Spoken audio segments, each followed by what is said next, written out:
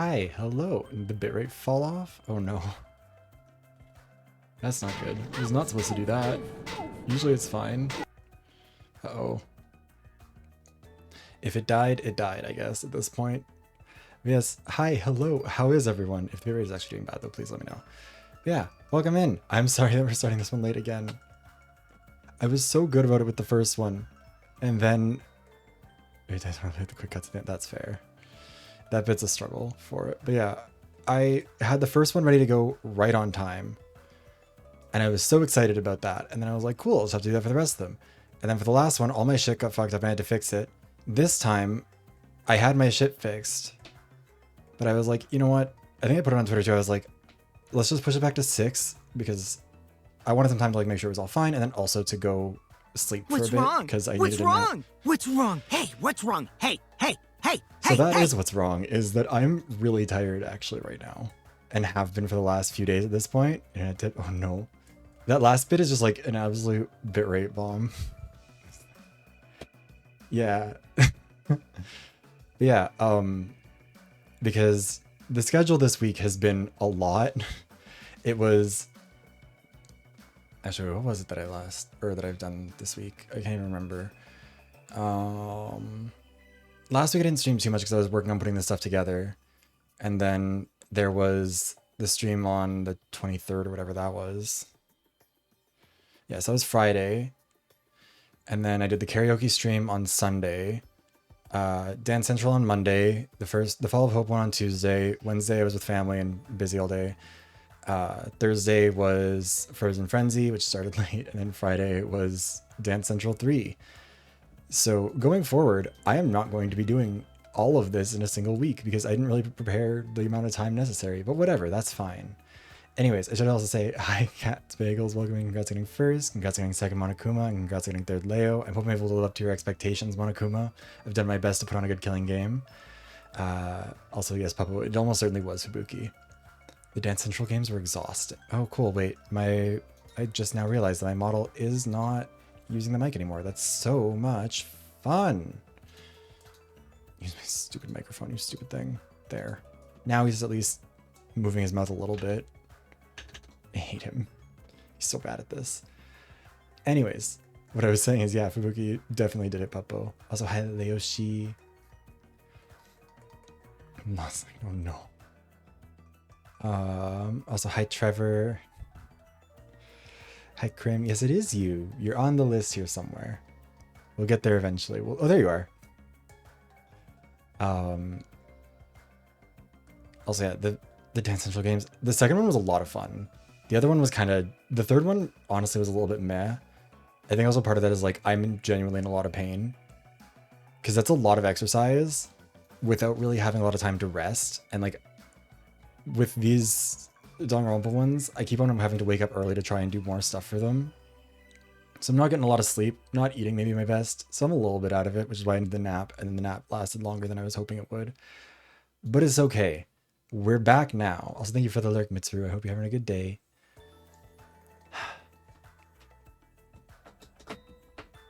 Also, for people who would like to catch up on what's happened so far. Aww, isn't that sweet? Thank you for this sub. Oh my god, 6 months. Almost a stream baby. Yeah, it's time for bodies to be discovered. Hopefully not yours, but we'll see. Let me just also get my notepad because I'm keeping track of this for chapters. I usually don't put chapters on the VoDs, but I do for these because, like, might as well. Speaking of, actually, I didn't realize quite how terrifying it would be for me to have people rewatching these after the fact. But Sylvie Spark, who was part of the last round, and as you may remember, cover your ears for like 10 seconds if you don't want to be spoiled, was murdered by Zabi sitting on his face and smashing his mask into his eyes. It was a lot. It was very dramatic. And he reacted to that on stream, which was, I didn't watch the whole thing. I got to that point and heard myself say, Sylvie, dead. Or no, Sylvie is dead. And then everyone was laughing and having fun with that. And I was like, I actually don't think I'm not in a good place mentally. I can't handle this. Maybe later.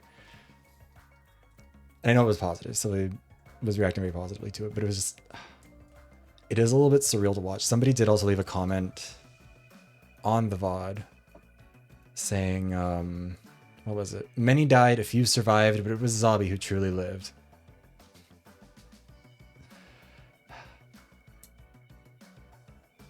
I don't know what came over me when I was doing zombies.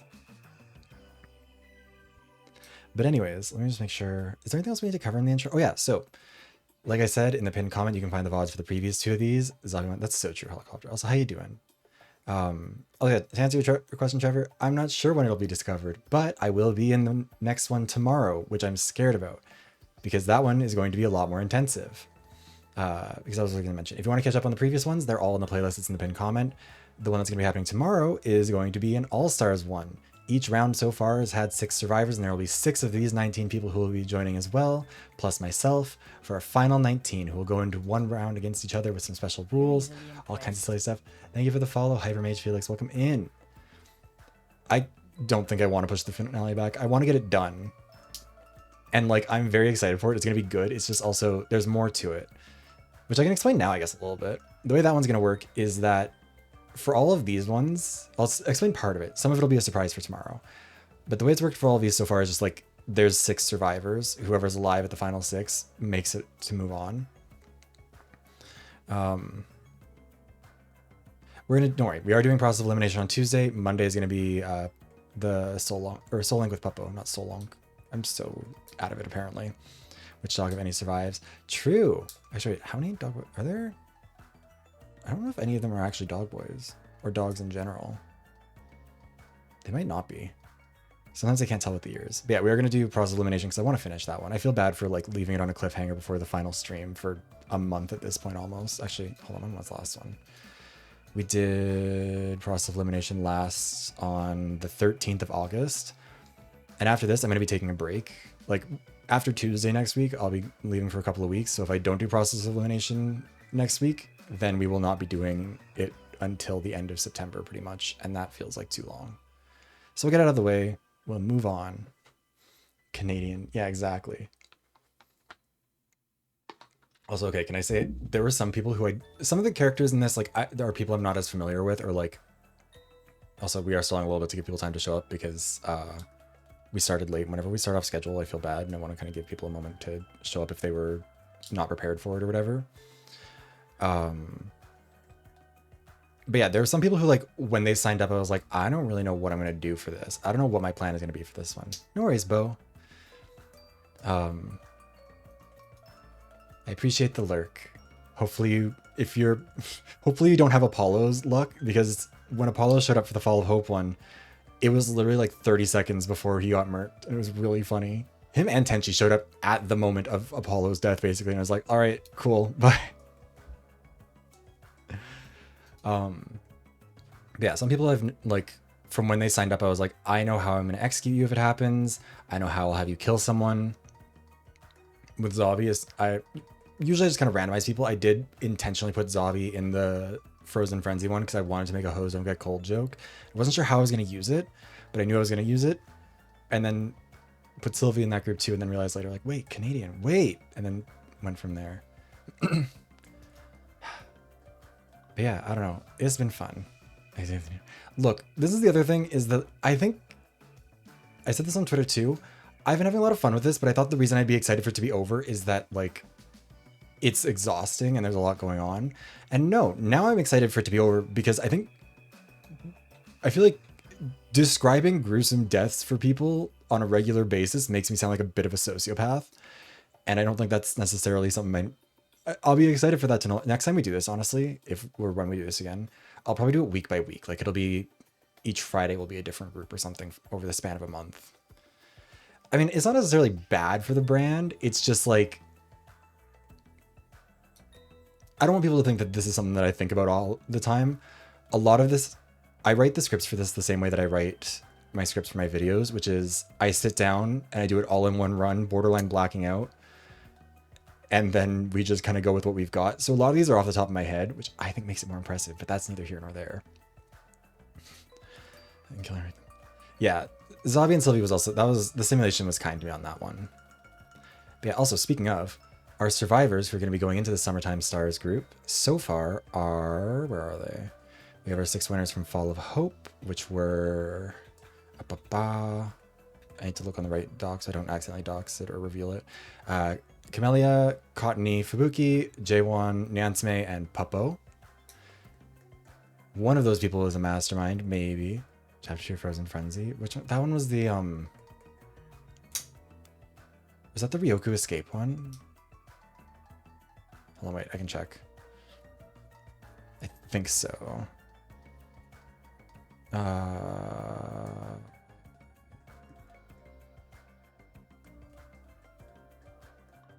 believe so. Yeah. I don't know. I like Frozen Frenzy was a lot of fun. I really like the dumb odd one out twist. I was very proud of myself coming up with that one. But yeah, and so the survivors from that group are also going to be, don't worry a minute, we're just sort of letting people trickle in while we get started. The survivors from the second group were Ryza, Fossil, Hikaru, Julian, Looney, and Puffy, who will be joining us tomorrow, plus 6 more people from this group. And I'm excited to see what you guys think of who our winners are. Can't remember who it was who said the other, I think I said something like, who knows who will survive? I think it was Looney was like, yeah, you know. Maybe Puppo said it. Several people have said it. It's like, yeah, I do. But it's fun to drag it out, increase the tension. Also, hi Jynx, how are you? Are you excited? How do you think you do here? Let me just mark this down.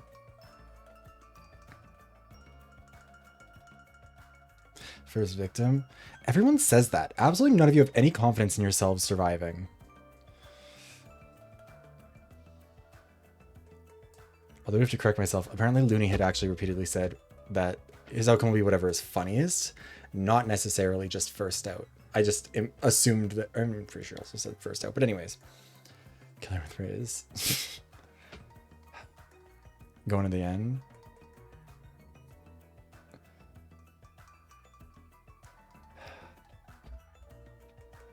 I'm curious who will make it. Or I'm curious, as we go through it, who everyone thinks will make it.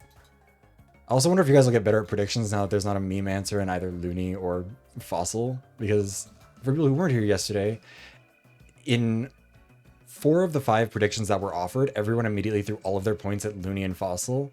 And we're never right, because they both survived. Never comes to surviving. Honestly, you know what? Just raises your expectations. Yeah, I mean, that's a low bar, Stitch. Also, how you doing? But yeah, the, God, Global All-Stars.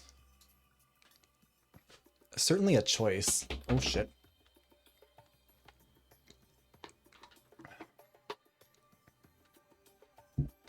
Anyways. Are we good to go? Oh, shit. I think I spilled something on this book. Whatever, it's fine. Also, okay, my parents tweeted, or not tweeted, texted our group chat, and with a picture of themselves, my dad just captioned it pink. So I'm assuming they're at the concert. And you guys don't know how much self-restraint it took me to not make, like, to not just send the gif of Thorgy being like, love pink. Because that is all I could think of when I thought of pink.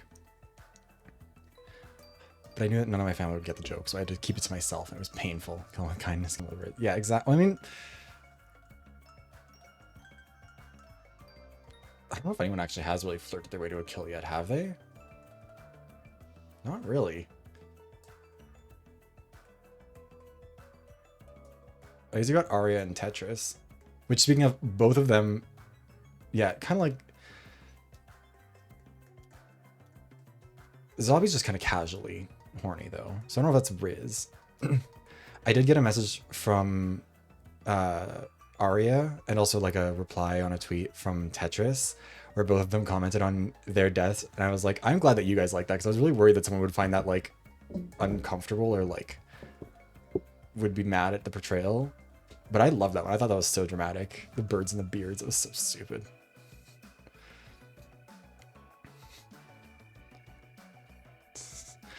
Also, hi, Fifi. I'm not sure if I said that earlier. All right. So, we've wasted enough time. Let's get into chapter 1. So, love pink. Huge fan of pink. So just to restate our cast, we've got Demii, the ultimate dancer. Also, I should mention, as a reminder, we have these as little indicators for credits. If you find any of the people that are mentioned this interesting, you like their designs, any of that, or you just want to follow them, you can find all of that down there. All you have to do is just put exclamation point and then their name. See, there's Jynx's, there's Demi's. Make sure to check those out.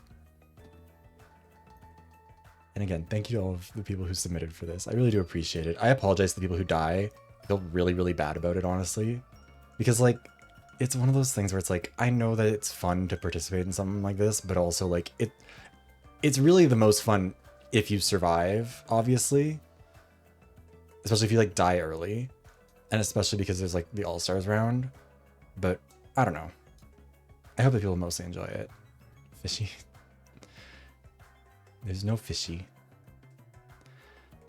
But yeah, okay. So.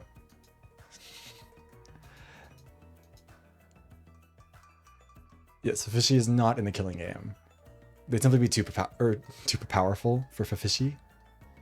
I think I'm having a stroke, you guys. Never let me. This is why I need to take my break. Anyways, so. We are on to chapter 1 of this. We have Demii, the ultimate dancer, Lunex Kurusu, the ultimate rebel leader, Beau Astra, the ultimate tour guide, Jynx Yosei, the ultimate fae, Draco, the ultimate cryomancer, Khaifer, the ultimate researcher, Shoutarou Kobayashi, the ultimate investigator, Skully Sinful, the ultimate big bro, Althemia Mele. Actually, let me check something really quick, make sure that I've got the pronunciation right, because I have the pronunciation, I think I do, but I want to make sure. Althemia. Okay, yeah. Althemia. Okay, cool. Final 6. Fran's name is Fishy. Fran's name is so much fun. I talked about it a bunch, but like putting Fran into the trailer was one of those ones where I knew instantly, like, I want you to roll across the screen. That from the start, from the jump, that was the game plan, and I was so happy about it. Also, if you look really closely in the trailer, at the Despair Downpour bit with the like revolver thing spinning, you can see very faintly Fran in the middle spinning around with it. Because there's only 18 spots, so I had to find a way to fit one more person in. Also, hi Felix, Khaifer, Jynx, and Beau. What if they all die right away? What if this? I lied to you guys. There actually is a double kill in the first round. Anyways, Shoutarou Kobayashi, the ultimate investigator, Skully Sinful, the ultimate big bro, Althemia Mele, the ultimate Hawaiian spirit, Haya, the ultimate innkeeper, Bajiyeen, the ultimate contract creator, Kuumiho, the ultimate shapeshifter, Crimson Cyclo, the ultimate musician, Rain, the ultimate actor, Bobuchino, the ultimate cyborg soldier, Yukihime, the ultimate Magus. God, I still feel like I'm saying that wrong. Acid Higlifer, the ultimate tuner, Fran, the ultimate dapper bomb, and Zephyra, the ultimate insight. Never gamble again. I mean, look, there's no loony and there's no fossil to distract you from your votes. Crimson the musician. Yes, I mean, look, maybe things will be fine. Khaifer, I think you're allowed to be biased, but also like be wary, because it is the case in Danganronpa where like as soon as you pick a favorite character, you have signed their death warrant. So well, I'll just turn out that absolutely nobody who's been saying anything has gotten every single person you guys have named has died. Also, thank you for the jacket redeem. Like them, welcome in. But okay, so chapter 1 of Despair Downpour, titled "Don't Be Suspicious." I hope people listen to the opposite energy. I mean, yeah, don't root for deaths necessarily, but we'll see. I'm just along for the ride. I know you're just along for the ride, Beau. I've seen your horny Twitter. But anyways, the final regular season of the Virtual Killing Academy. It's time for the spring semester. Despair Downpour. Yeah, you really, I feel like you did absolutely. You changed the time stream. You had your Virtue's Last Reward moment where you got Vike killed by saying that. Yeah, when you were like, I think Vike makes it all the way to the end, and I'm like, I am so sorry for your loss. Imagine I'm saying it like Sabrina Carpenter. Anyways. Also, hi Tony. So yes. Final regular season of the Virtual Killing Academy before the All-Stars. It's time for the spring semester. Despair Downpour. Same basic rules as in the previous games. The game continues until either the mastermind is killed, a killer manages to survive a class trial, or until there are only 6 survivors remaining. Whichever comes first. If there's a double kill, accomplices are not considered blackened unless they directly killed someone, in which case only the killer is considered the blackened if both killers are alive at the time the trial starts. Sorry, first killer is considered blackened. If one killer is dead, the other is the blackened regardless of the order. If both killers are dead, then the one who made the first kill is still the blackened, and if there's only one killer, then the same deal applies. I'm doing well. I'm a little bit out of it, but it's okay. We're almost done with the marathon. For this semester, the Ultimates have been brought on a field trip to a mysterious old Gothic mansion, the Ultimate Mansion, where all the windows have bars and all the doors have locks. If you recognize this description, you are imagining the correct location. We're talking basically Hill House from Clue, whether it's the movie or the board game. Big mansion, a lot of fancy rooms, a lot of furniture, but bigger than that. Many, many stories. Much like, imagine someone clicked and just dragged on like one of the corners of it to just transform it to be larger. That's what we're talking about here. There is no way out, but there's plenty to do inside. Each Ultimate has once again been given an Ultimate lab, and there are a wide range of amenities that have been provided as well. The rain outside never lets up, and the storms are sure to keep everyone's hair raised. We had hired an announcer for the season, but then immediately decided it'd be more fun to have them as a contestant next season, so they'll be showing up in the Summertime Stars alongside the 18 Ultimate survivors from the Fall of Hope, Frozen Frenzy, and Despair Downpour. No, the first one was just at a school. Like, Ultimate Killing Academy V3 type thing. In the meantime, we're back to imagining in-universe it's the TikTok text-to-speech voice. Lastly, we have some basic Danganronpa rules. 3 people must be present to identify a body, the killer must survive a class trial to escape, etc. If there's a tie vote and one of the people in the tie is the blackened, then it will be considered a successful vote and the blackened will be executed. And so, on day 1, the Ultimates arrive at the mansion one at a time, each getting thoroughly drenched in rain on their way in. The energy is generally pretty relaxed so far, with people enjoying some drinks, chatting about the previous seasons, and overall just adjusting to their new accommodations. All 19 Ultimates had been sequestered from the outside world for the duration of the previous 2 seasons, and had watched them all in their entirety. And at this point, it's become clear that there's nothing to be gained from either being timid or jumping all the way into it right out of the gate. There will be plenty of time to explore the mansion and each other and figure each other's deal out over the coming days. So they might as well get to know each other a bit first, relax, take the edge off. The Ultimates split up into some groups. Demii, Lunex, Rain, and Astion all gather in the lounge. And Demii immediately starts joking about how they would never be the killer. Come on, guys, don't be silly. Don't be suspicious. Also, hi, Estelle / Yukihime. I apologize that I wasn't able to change the name in this, but it was all already made. But welcome in. Yes, Demii just, as Demii usually does, begins with the classic don't be suspicious routine. And if this were maybe the Fall of Hope, it might have made people suspicious, but at this point it just helps to break the ice. Khaifer, Althemia, Bajiyeen, and Yukihime are chatting in the library. Khaifer's curious to learn a little bit about the supernatural abilities of the others, given that his powers as an ultimate researcher are firmly based in science. But he notably dodges any questions directed at him about the nature of his research. The Pelican is a role in Goose Goose Stuck, which is like Among Us, but better. The Pelican is a role where you get to eat people, and they stay in your stomach until a meeting is called, at which point everyone is digested and they die. Demii has a long track record of being like, no, guys, I'm definitely not the bad guy. You can trust me. Then he pulls you into a corner and is like, okay, so can I trust you, Viv? And I'd say yes, and then I'd get eaten. Except for the rare occasions where I would eat him, which would always be fun.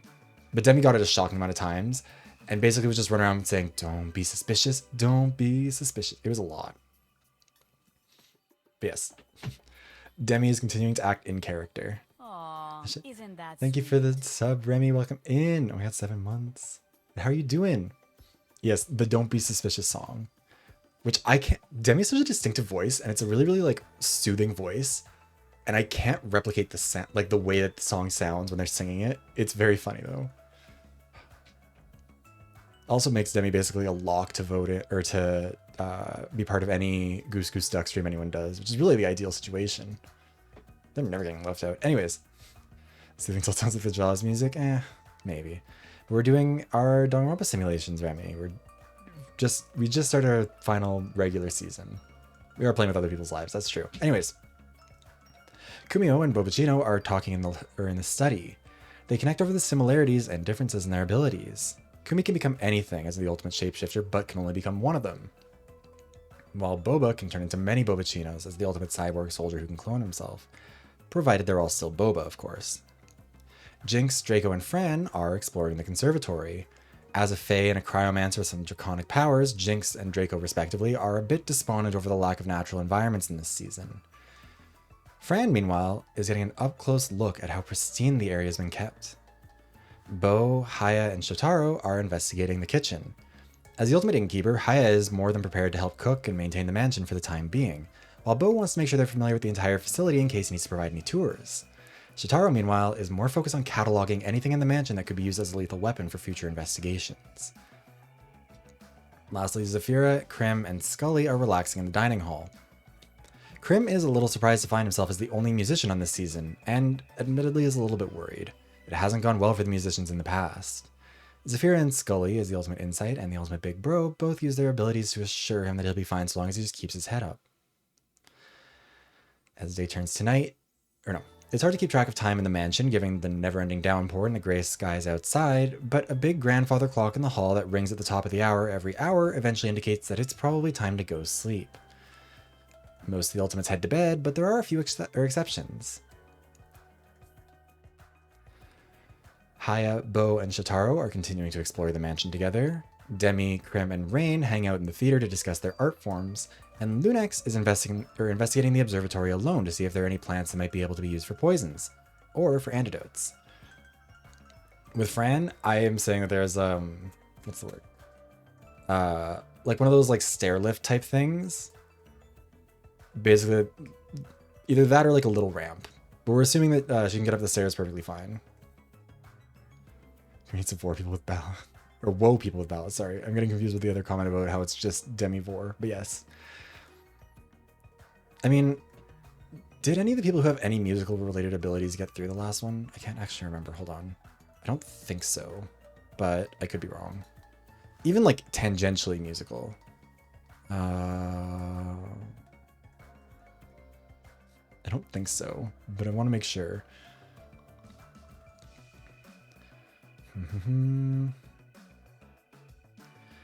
Yeah, no. Nobody made it through. That's unfortunate. Anyway, so like I said, Lunex is investigating the observatory alone to see if there are any plants that might be able to be used for poisons or for antidotes. I'm going to snooze the ad real quick because it's continuing to run. We'll do it soon. At breakfast on morning 2, which has been graciously prepared by Haya, the cast continues to tactfully avoid engaging with discussion of the game itself. After all, last season was a clear warning sign of the risks of sinking too far into the game too fast. There's no need to rush into this. The producers will push them into it eventually and they can worry about it then. No fighters?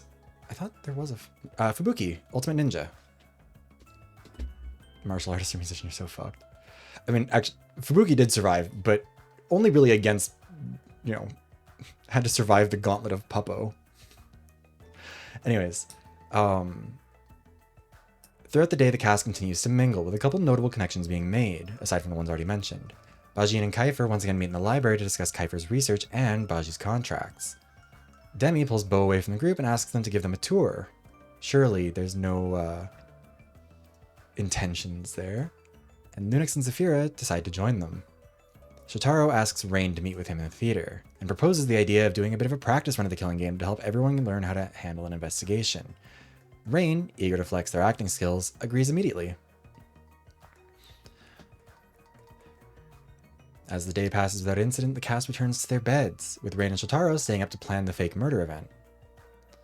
On day 3 at breakfast, once again prepared by Haya, Shoutarou and Rain explain their idea to the cast. If everyone's on board, they'll each be given a card with a few details about how they're supposed to act today. In the morning tomorrow, Rain will be quote-unquote dead, and everyone will have to use the evidence they gathered over the previous day and anything they can find from their investigation to find out who did it. Initially, some in the group, Demii, Khaifer, Althemia, Kuumiho, and Astian, expressed some concern, but they soon reluctantly agree to take part due to the rest of the cast's excitement. After they finish eating, Shoutarou hands out the character cards to everyone, and they scatter to perform their tasks and begin asking about one another. So throughout the day, here's what they are doing as they perform their roles. Demii and Lunex have an argument in the games room about something, which is broken up by Skully.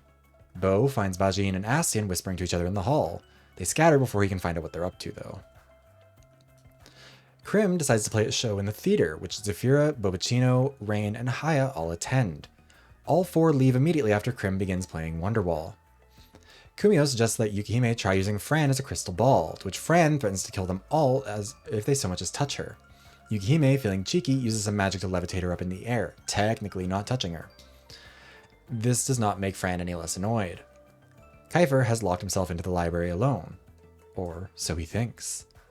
Jynx uses his Fey powers to shrink down and spy on Khaifer. He sees him reading a book about monsters of some sort, but before he can see anything more specific, Khaifer spots him and throws the book at him before bursting out of the library, running into Draco, who is definitely not keeping watch for Jynx. The cast, having spent their day playing their roles perfectly though, falls asleep happily at night. I said that weird, I'm so sorry. Words are hard. Morning 4. A scream from the kitchen wakes everyone up, with everyone, except obviously Rain, running down from their bedroom to find Rain's quote-unquote body on the table. A couple people get a little suspicious. They do go and check the pulse, but Rain slaps their hands away. They are still in fact alive. Shoutarou hands out investigation folders similar to the ones they've seen in previous seasons, indicating that Rain was killed by some sort of strange poison. He had snuck down for a midnight snack and had eaten some delicious cakes, which someone had poisoned in the middle of the night. After a quick breakfast, because you can't investigate on an empty stomach, the crew begins their investigation, before proceeding on to a mock trial in the lounge. Demii continues loudly announcing his innocence, which people have begun to tune out at this point, as they focus on the people who seem likely to have known how to produce or use a poison in the mansion, with Khaifer being the prime suspect on that front. He is, after all, the ultimate researcher.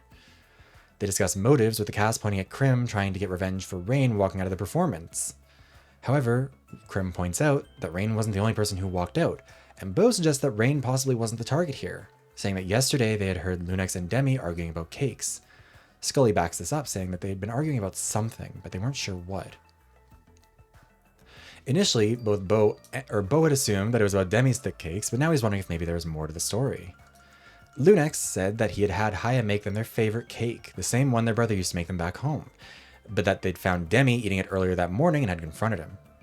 Demii had told Lunex that he'd stop eating the cake over his dead body, but that was when when Skully had broken up the fight.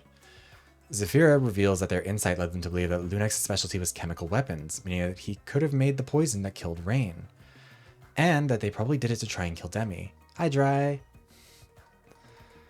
Protagonist. Oh my god, I didn't even think about that. Khaifer can become the protagonist. Also, hi, Momoko. Welcome in. Anyways, at this point, Shoutarou calls the vote, and it's unanimous for Lunex. Shoutarou reveals that they were right. Rain meets them from the dining room to let them know that some dessert had been set up for them to celebrate their successful trial run. Yeah. We shall see.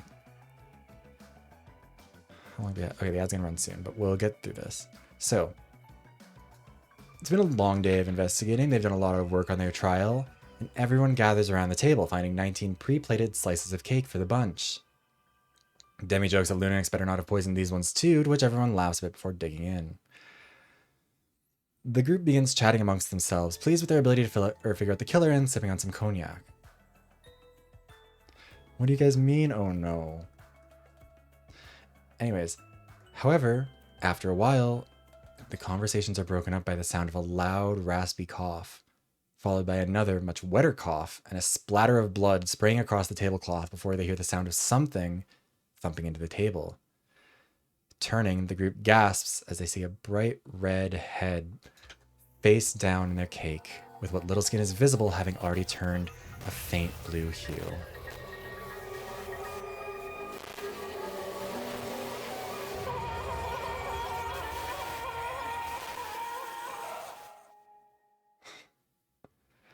Uh-oh. It's a dead body. We have a Lunex.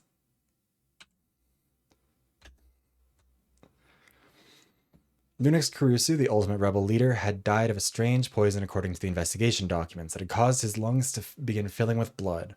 It was a fast-acting poison, meaning that it had likely been consumed within a minute of his death. The group had initially been sitting at the table in the same order as their cards on screen, meaning that Demii and Beau should have been on either side of them.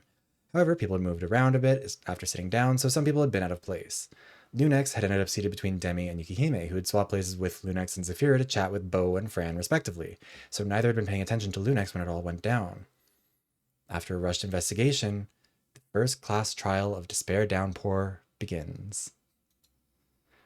All right, the ad is also going to run right now. So, like, I've run out of snoozes. So, we're going to run the ad right now. Use this as an opportunity to run to the bathroom, get some water, get a snack if you need to. Lunex, I'm not sure if you're here, but if you are, very sorry. Our poor Ultimate Rebel leader is gone first. Actually, before I run the ad, I'm going to set up the prediction. You guys can start figuring out who it might be. Also, thank you for that, Mint. We can't fit everyone again because we're starting from...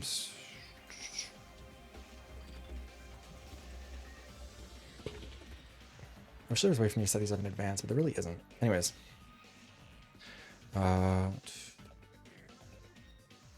Sure, we'll just... we'll bounce it around a bit.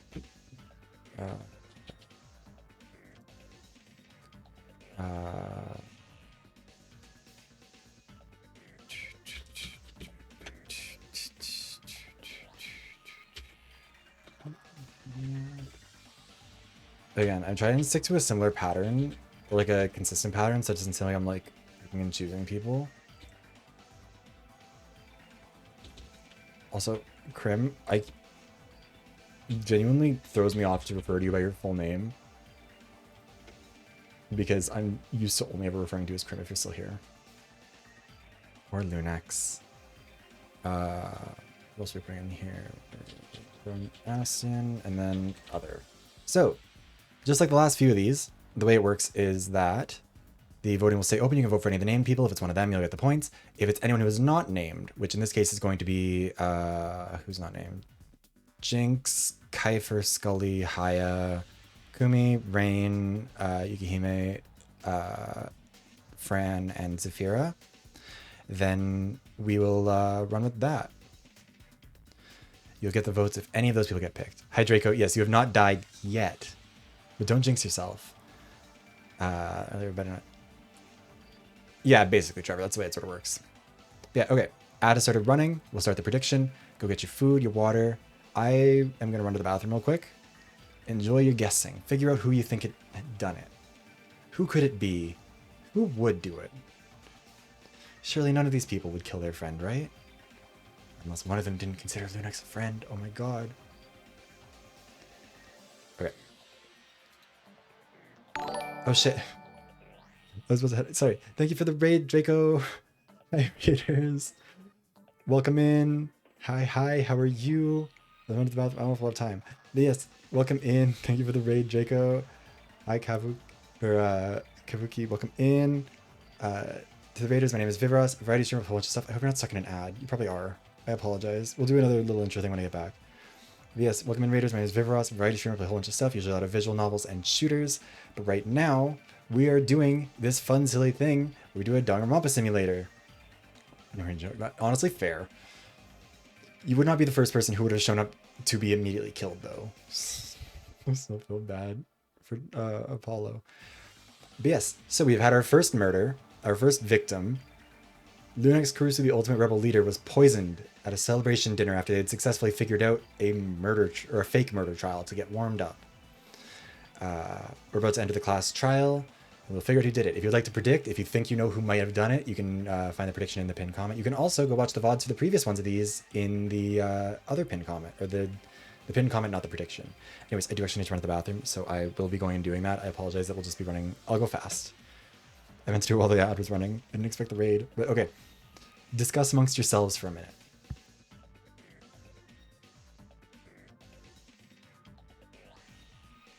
You're easily impressed.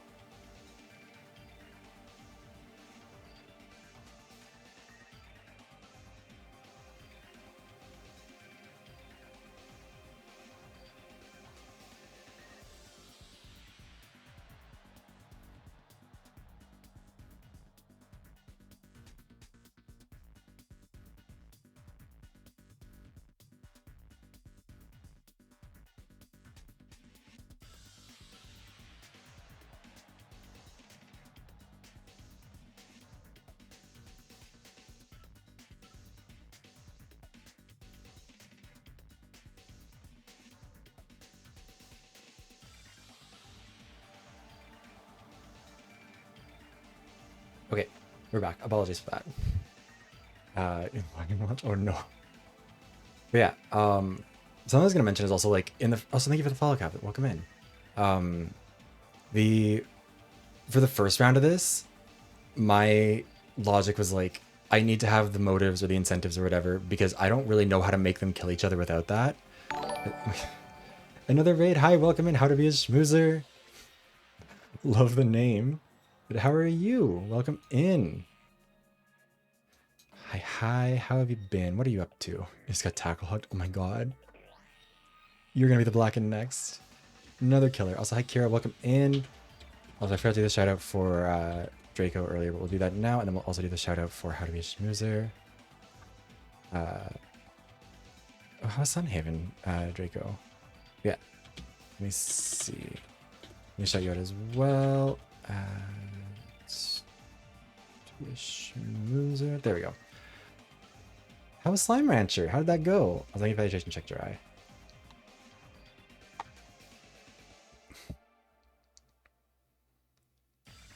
Alana. Aw, isn't that You're sweet? being silly. But also, thank you so much for the gifted subs. Oh my god, how are you? Also, hi, fan. Welcome in from the raid. There's a lot happening here. Yes, thank you so much for the gifted subs, Alana. We're gonna get those notifications for a hot second here. Doing good. I'm glad to hear it. I'm glad you're doing well. Welcome in. So sleeping. Oh no. That do be how it goes sometimes. But yeah. Aw, isn't that sweet? Thank you for the gifted subs to It's Skitties, Fruithead 1986, Alexandra, Earl Neal, Fishy, Sheldon, Warsaber, I think, Zeke Cow, or Zeke, Ambishifter, and Black Strategy. And they're for the gifted subs. Hell yeah. Yes, congratulations everybody who got gifted one. That's very, very nice. And thank you again, Alana, for the gifts. That's so sweet. Aw, isn't that sweet? I apologize that the pop-ups are going to keep happening. For the people who just came in with the raid as well, I should say my name is Viv. I used to play a whole bunch of stuff. A lot of shooters, a lot of visual novels. But right now, we are doing a Danganronpa simulation stream. Aw, isn't that sweet? I wish there was a way to make it rush through all of those, because I feel bad that it just keeps popping up. The way that we do this is that we put everybody's name into a simulator website, or brandsteel.com. They have a Danganronpa simulator. Aw, isn't that Damn sweet? it.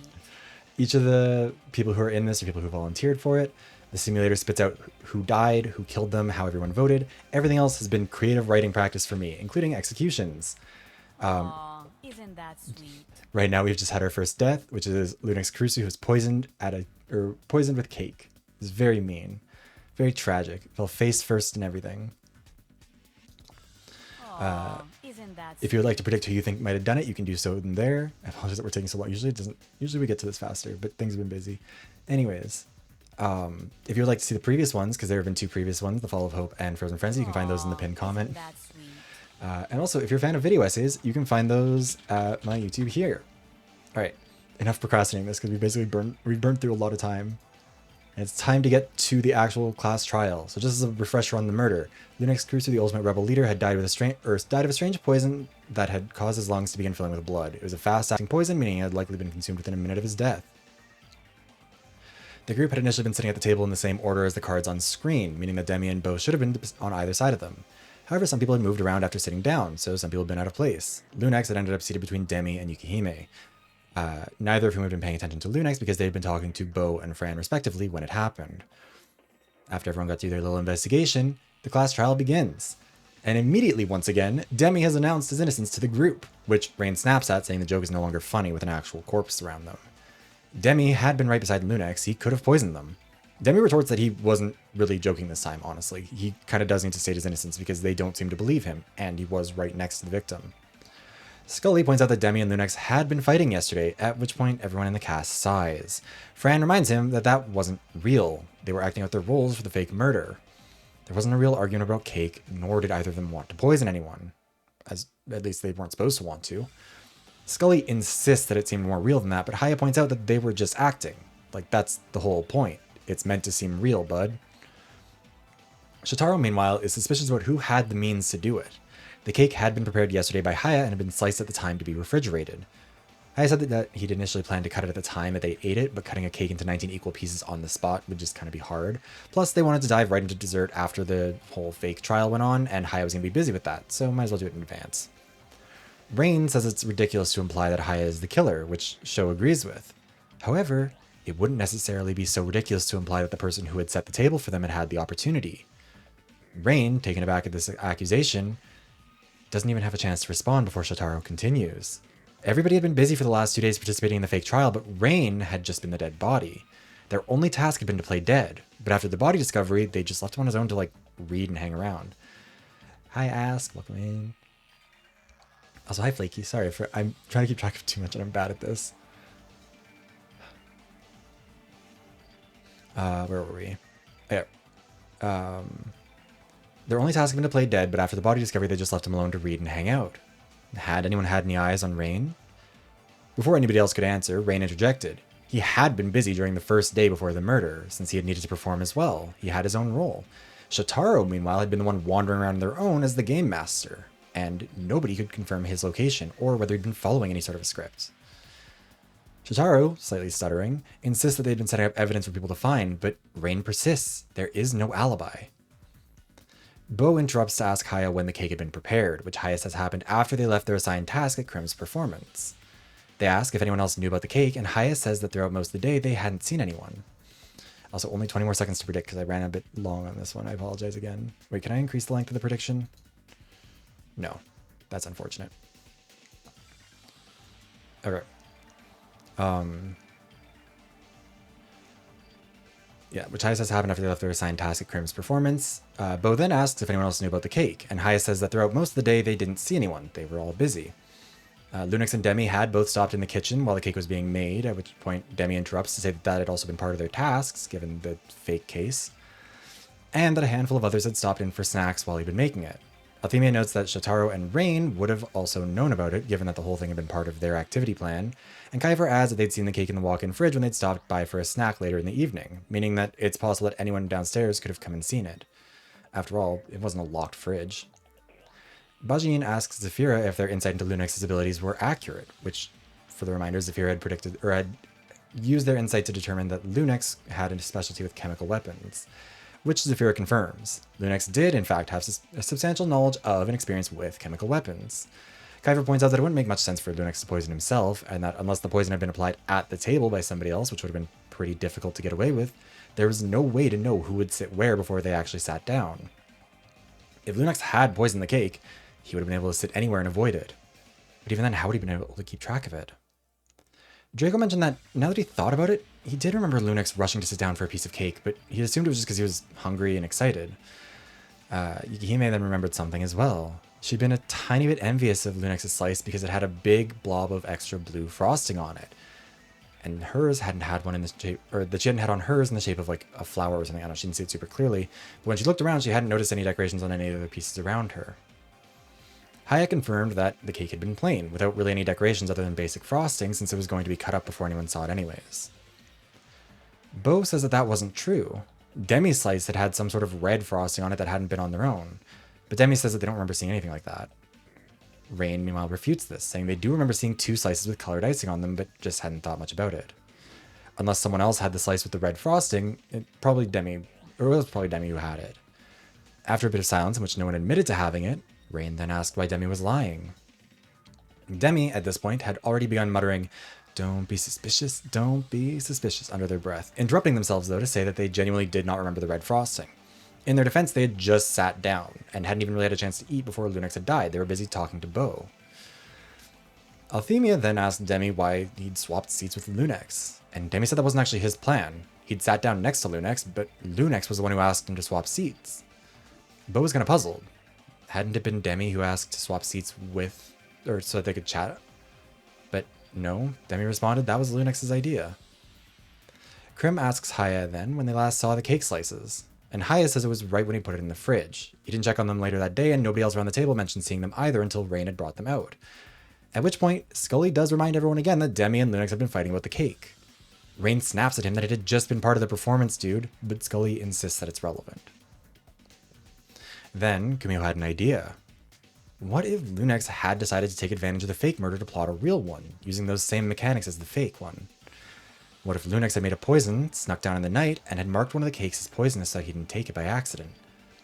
Khaifer agrees, suggesting that that was why the icing was on one of the cake slices. Lunex must have put it on there to indicate to himself which one was poisoned to make sure he didn't pick it. Demii refutes this, though. Lunex sat down at the plate with the red icing and then swapped seats with Demii to pick the slice with the blue. If he'd known the icing indicated poison, why would he deliberately swap to that one? However, at that point, Rain points to Demii, saying he'd just given himself away. They must have guessed that Lunex would actually try and take advantage of the fake murder, and so must have gone to check on the cake sometime in the night or something. Probably spotted one with red icing and realized it was a marked slice, and so scraped off the red icing blob and put it on a different piece. Demii rolls their eyes at this, saying that doesn't really explain the blue icing. But Rain says the blue icing was probably added to the slice so that Demii could cover up any smudges on the poison slice left over from when he scraped it off. That would explain how Lunex could have poisoned the slice and also eaten it himself. He tried to kill someone else, presumably Demii, but maybe just anyone, and had gotten it wrong. And if that was the case, then that would make Demii the blackened, right? Shoutarou pushes back. This is assuming a lot about the case. Nobody saw Demii or Lunex in the kitchen before that point, but Rain was confirmed to have access. Occam's razor would suggest that the simplest answer would be the correct one. Rain poisoned the cakes himself, and Lunex just got a bad draw. Rain immediately refutes this. That wouldn't explain the red and blue icing. They're about to continue their argument, but before they can, they're interrupted by the announcement. It's time to vote. So the prediction has already been locked in, but for the people in the VoD who are curious about what the state of the prediction is, 9% of the points went to Demii, no points to Beau, 25% for Draco, 0% for Shoutarou, 2% for Althemia, 0% for Bajiyeen, Crimson Cyclo, Boba, or Astian, and 64% of the vote going to other. Which is certainly an interesting choice. However, it's time to see who did it, who done it, who killed our poor innocent cute fox.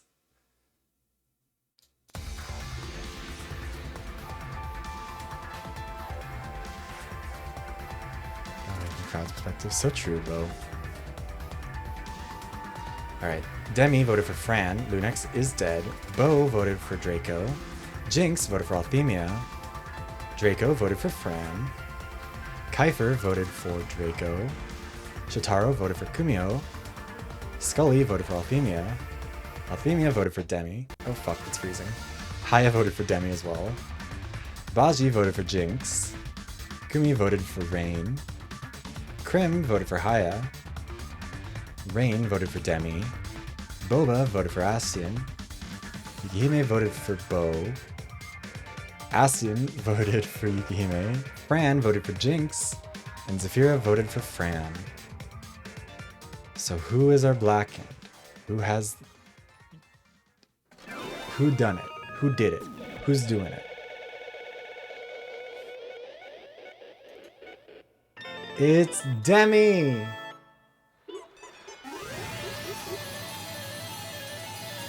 I felt out of this games. Yeah. See, what's really funny is that part of me was like, I think I'm writing this too obviously to imply Demii. But on the flip side, this is entirely how it goes when you do play a killing game with Demii.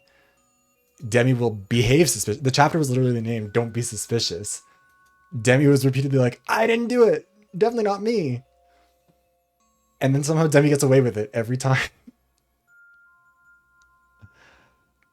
But yes, so let me choose our outcome for Demii. I think a lot of people probably didn't vote because we didn't get far enough into it for people to feel safe making their prediction. But poor sussy Demii. Hi Draco, you didn't die first. Don't worry, you're still in it. Oh shit, that's the wrong thing to make a full screen tab. But also, I hope your stream goes well. Thank you for stopping by. Okay. Sorry, I'm trying to take screenshots of these so I can save them for later because I think they're funny. You made a funny killer? Yes. Demii did. Usually, I don't know if the first chapter usually is obvious. I mean, maybe in these... What were killers before? I do think that the first chapter of the first one was the best one. Like, The Fall of Hope. That one also had, I think, my favorite execution that I came up with that was very stupid. Because I put a lot of work into that one for Squidgy. Because it was like the first one dead of all of these. It's got to feel a little bad. The first chapter. That one was... Right, that one. That's the problem with writing these. I want them to be like kind of discernible, but like I don't want them to be like... I don't want anyone to just be able to be like, oh, clearly it's this person. Like, because that's the worst part of any sort of killing game thing or like any murder mystery thing is when the Master Detective Archives problem where you're like, guys, we all know who this is. Do we need 4 more hours of investigating? But anyways, how did they do it? What really happened when the Ultimate Dancer killed the Ultimate Rebel leader? Well, during the staged murder case, Lunex was scripted to be the killer, motivated by a desire to get revenge on Demii for eating his cakes. However, Rain had eaten it instead and died. So true. 11 out of 37. I should have figured out. Oh, I wonder if I could have done that with someone. Anyway, sorry. Lunex used the cover of the fake murder, though, to execute a real one. They developed a poison, they'd scouted out the kitchen, and they'd snuck out in the middle of the night as required by their character sheet. So no one would have been suspicious. However, what wasn't scripted is that Lunex actually did poison the cake, picking a slice at random and pouring the poison onto it. He grabbed some spare red icing and left a blob of it to indicate which one he shouldn't pick and then went back to bed. Demii, however, had grown wary that someone might actually use this as an opportunity to kill someone, and so had been keeping an eye on Lunex as much as possible. When they had seen Lunex producing an actual poison, they realized what was happening, and so after Lunex had returned from poisoning the cakes, had snuck down to the kitchen themselves to see what was up. They found the slice with the red icing and did a little bit of deductive reasoning to figure out that the slice had likely been poisoned. So they scooped the red icing off of it, put it on a different harmless slice, and put a blob of blue on it to cover it up. The next day, Lunex tried to put his plan into action. He rushed to sit at the spot with the red icing, which he believed to be the poison slice, and conveniently for Demii, Rain had placed the slice with the blue icing right next to it. Demii sat at the poison slice, knowing that Lunex would probably ask to swap places with him. That way, Lunex could guarantee that he knew who he was killing. Unfortunately for Lunex, he'd been outsmarted by the ultimate dancer, Demii. Also, thank you for the follow, Mandy. Welcome in. Yeah, I will say when it came to May, I was really hoping she was one of the ones where it's like, because I've talked about this a few times, I do multiple rounds of the simulations, like I resimulated a few times to try and get like a fair run of it, not a double kill in the first round, not just my friends surviving to the end. I'll say Frozen Frenzy, I do a lot, because for whatever reason, it would not give me a round where there wasn't a double kill where like at least 4 friends didn't make it to the end. So that was why we ended up with a few more people I was familiar with in that one. But in this one, but May could not make it far, and that made me sad because I love May's design. It's so pretty. And there would have been a lot to do with the Exorcist, but I thought that the exercising the spirit of a yandere was kind of a funny way to make that work. Anyways. The others try and get Demii to explain himself. You could have just simply thrown the poison slice out. But of course, that wouldn't deal with the problem in Demi's mind. We would still have a killer amongst us, or an attempted one. And Lunex would just keep trying until eventually he succeeded. It was necessary. But the judicial system of the killing game doesn't care whether or not you thought your actions were justified or not. It just cares about whether or not you killed. And if you did, you have to be executed. And that's why it's time for the execution of the ultimate dancer, Demii. Rhythmic ballistics. Demii, after being abducted from the class trial room, found himself on a stage. A stage, they realized, which looked eerily similar to the Ultimate Lap Dancer's Ultimate Lab from last season. Surrounding the stage were a crowd of dummies sitting silently. At least silent until the music turned on. Demii went to walk off the stage, but the dummies were too closely packed together for them to possibly make their way out. And then, Demii heard the sound of a gunshot. Looking down, he saw where it had ricocheted off the floor. And then another, this one getting much closer to his foot. Demii began dancing around trying to avoid getting hit while the dummies got to their feet, cheering for their performance. Ever the proud entertainer, Demii almost started to enjoy themselves, closing his eyes and moving to the music, hardly even registering the shots at their feet anymore. That was until he felt a sharp pain in his forehead. Opening his eyes, he saw a small metal coin on the floor in front of him. And before he could process that thought, another shot ricocheted just inches from his toes, reminding him to keep dancing. That's when Demii realized what the coin was. The dummies were throwing tips at him in the form of large metal coins, and more began to follow that first one.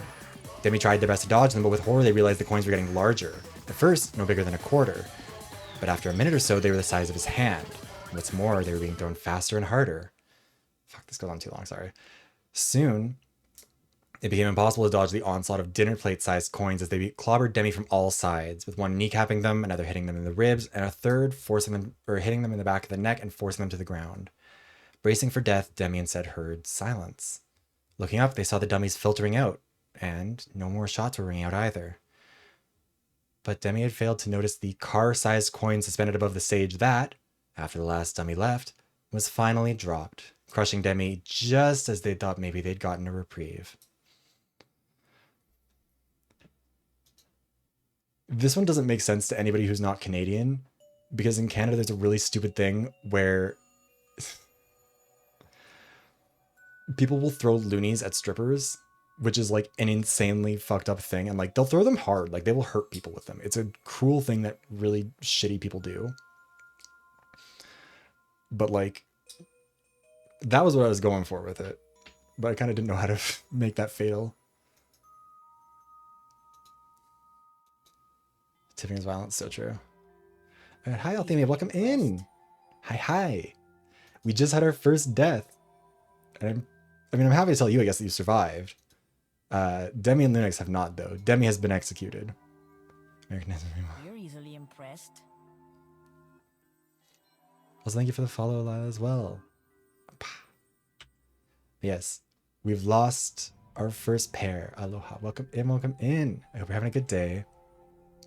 And this is our standings as the chapter ends. Immediately after the execution, Rain turned on Shoutarou, demanding to know why he tried to throw him under the bus. Shoutarou, stuttering, tried to explain he'd just been following the evidence as best as he could. It wasn't anything personal, but Rain wasn't hearing any of it and stormed out. One by one, the other ultimates filtered out too, leaving Sho alone. How had he failed to pick up on what Rain had noticed? How had he failed so hard as the ultimate investigator? Dejected, he too returned to his room. Ending our chapter of Don't Be Suspicious. But yeah, I'm going to run an ad real quick so we can get it out of the way because it's about to run out and I still don't have my snoozes back. But we won't start the next chapter until it's gone. But yeah, I hope everyone's had a fun time with it so far. I hope the first chapter is doing well. I hope you're having a good time with it. That was, I think, the longest first chapter that we've done for this. Mostly because the raids and stuff. It's such a Demii chapter. Yeah, I also... Sometimes the simulation gives me a gift, and having Demii be the first killer was the biggest gift I really could have asked for. Hell yeah. Also, something fun to note is that this is the first time a blue dog boy does not occupy the top left slot, and is the first time that the top left slot has been killed.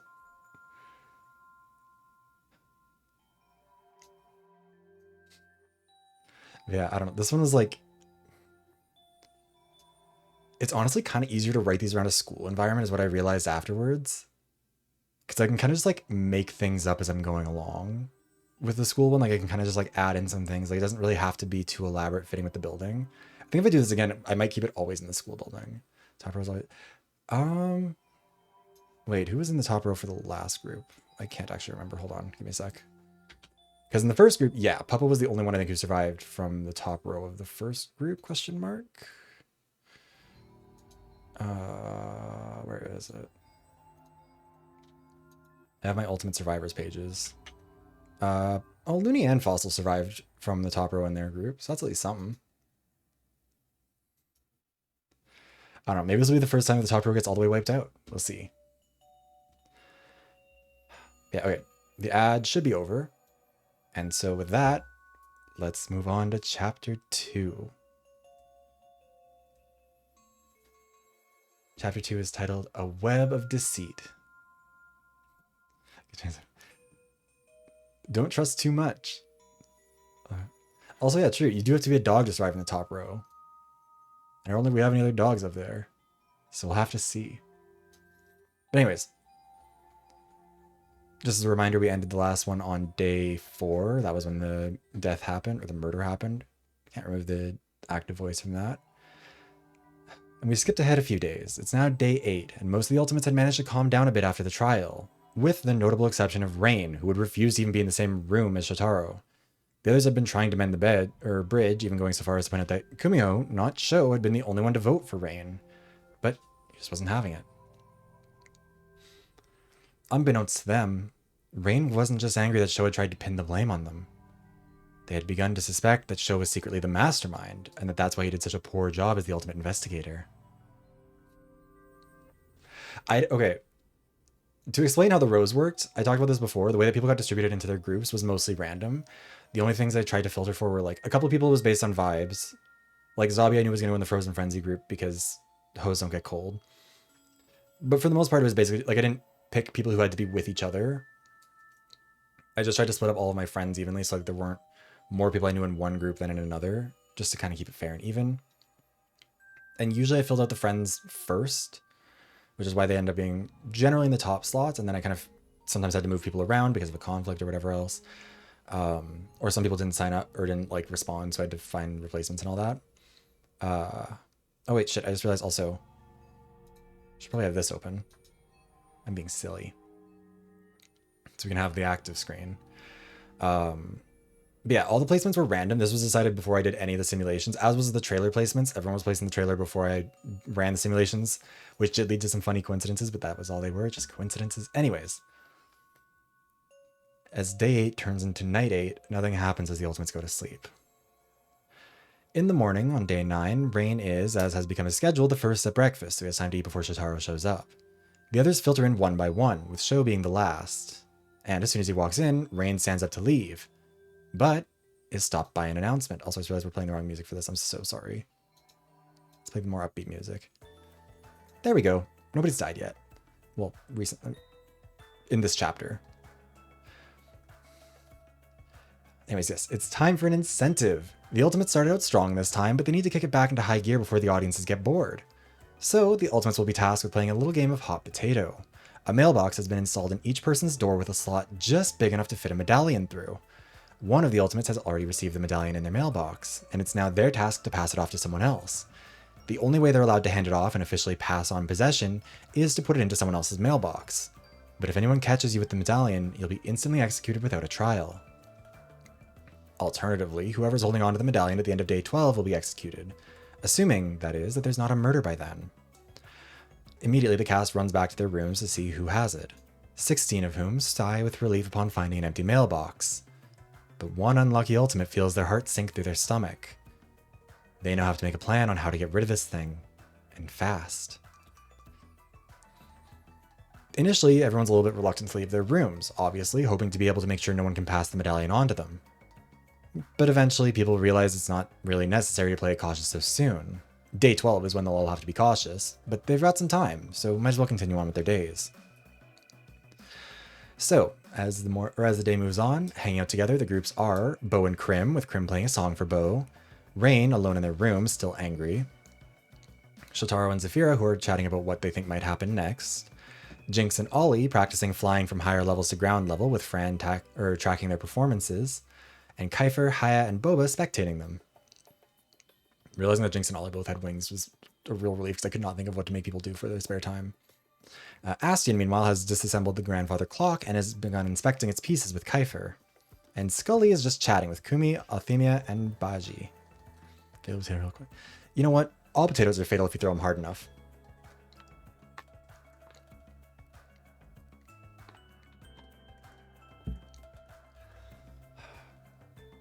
When it's time for bed, questions run through everybody's heads. Had the medallion swapped hands? Who's to say? If it did, they're going to be keeping it quiet anyways to avoid the execution, and to see if they can pass it off. In the morning, once again, Rain arrives first, eats, and then leaves once Shoutarou shows up. And throughout the day, the rest of the Ultimates follow the same routine, which is again Beau and Krim hanging out together, Rain by themselves, Shoutarou and Zafira together, Jynx and Ollie flying while Fran tracks performances, and Khaifer, Haya, and Boba spectating, Astian disassembling or working on the grandfather clock still, today reassembling it I guess, and inspecting the pieces with Khaifer, and Skully chatting with Kumi, Althemia, and Bajiyeen. Yeah, sometimes put a rock in the snowball. I don't know if you need 1,000,000. I don't know how many potatoes could you survive having dropped on you?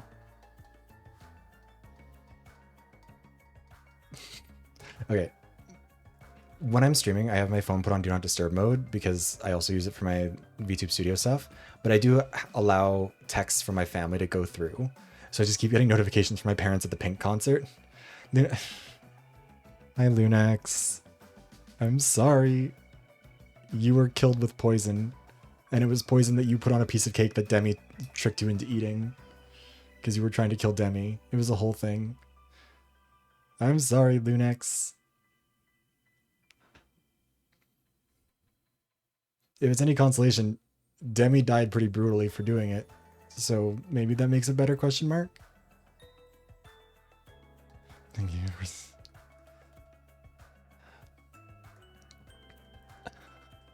I think my parents are having fun. For people who don't know, there's a meme in the Drag Race community of a queen named Thorgy talking shit about Pink. You're like, I wonder if I can find the clip. We can listen to it because it doesn't really matter if you see it. Because I want to pull up a browser source, but it's really funny. In your defense, Lunex, you did do a pretty good job, and it didn't take long for you to die. You didn't die knowing that you'd failed, so that's at least nice. Let me see. Is this the right one? I believe so. And it is So What by Pink. Do you like that song? I'm not really like a huge Pink fan. Drag Pink. Drag her. I Do you want to actually- say anything to Pink personally? I really just don't like her. She's a bad seed on this earth. You can cut that out, right? Please. Finally, it's the battle between Monet and Trinity the Tuck, and they are lip syncing to So Oh, What by Pink. What do you think of this song? love Pink.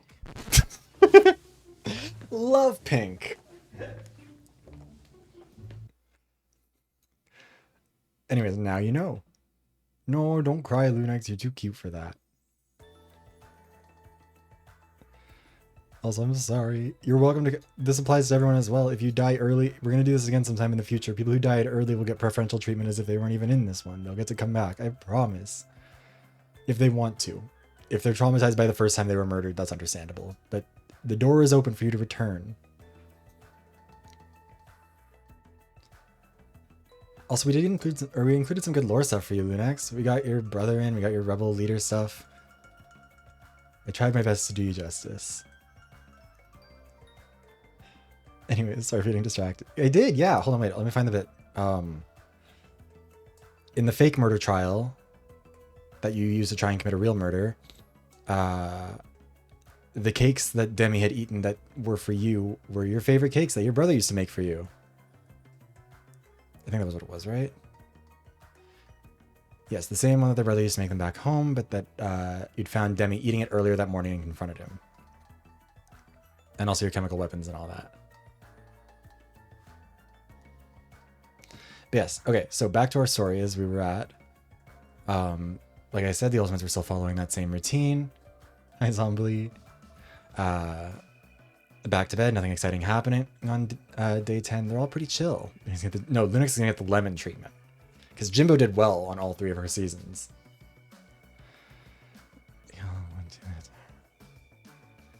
Yeah, I tried my best to put in a lot of effort with the first outs each time. That was why, like, Maze had her hidden ability and, like, the Ultimate Big Sis and stuff like that. And Squidgy with the, I think, the funniest execution. Kind of did my best the first time. But anyways, on the morning of day 11, tensions are starting to rise as they get closer and closer to the deadline for the hot potato, and the anxiety can be seen on everyone's face. However, whether that anxiety is from holding the medallion, their fear of being given it, or their fear of being killed by whoever has it, it's impossible to say. Throughout the day, while Rain continues to sulk and Asti and Shoutarou and Zephyra continue on with the tasks they previously were doing, everybody else is watching Draco and Jynx. Draco jumps first, opening his wings at the second floor level to save himself from hitting the ground. Jynx, meanwhile, tries to go a little bit lower. They repeat this process, each trying to get to the ground faster and faster, and each time trying to wait longer to make sure they don't open their wings too soon so they can get there as fast as possible and set the new record. However, at one point, Jynx waits a little bit too long, barely pulling up in time and still kind of hitting the ground pretty hard. After everyone checks to make sure he's okay, Jynx insists on continuing, saying that he's fine, knees hurt a little bit, but otherwise it was just a rough landing. It happens. Fran insists that Jynx be careful, and Jynx agrees. Draco jumps next, not going quite as low this time and still playing it safe, and Jynx follows suit, opening his wings pretty much immediately. But then, the onlookers on the ground notice Jynx seemingly withdraw his wings again after the third floor. and plummeting down faster and faster. Or maybe it wasn't intentional. Jynx looks panicked as they get closer and closer to the ground. But for some reason, he isn't pulling up. The others rush out of the way, turning their heads away as they hear the sound of a horrific crunch. And when they turn back... Sorry, I forgot to start it on time. That's my bad. Have fun with Overwatch, Lunex. Yes, Demii was our first killer fossil, which felt appropriate. Yeah, Fossil's scouting the future competition. Yes, we have lost Jynx. The facts of the case. Jynx died from a fall on the 3rd floor. His wings were seemingly shredded, explaining why he didn't try and pull up from that last fall, but no explanation is provided for how they were shredded or with what. The hot potato is obviously called off, but nobody reveals who had the medallion at the end. And eventually it's time for the class trial. I really need to get that, like, you know that music that plays, like, when you're in the menu for the class trial? I don't know if I can find that one. I don't know what it would be called. But yes, we've lost Jynx, our ultimate Fae. And before we get... Actually, you know what? We'll play the music while we're getting this. That feels a little bit too downbeat. My class trial, our class trial. Trial underground? Okay, wait, hold on. Let me see if I can find it then.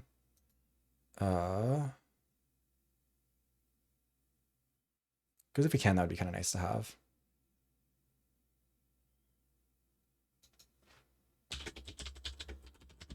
Also, yes, Demii, I would have had your, like, the PNG with the, I don't think this is the right one, is it? No, and also it's very, oh, I think that might actually be, but it's very loud. Let me see if it's, oh, this one is the one that I was thinking of. Or it'll work at least.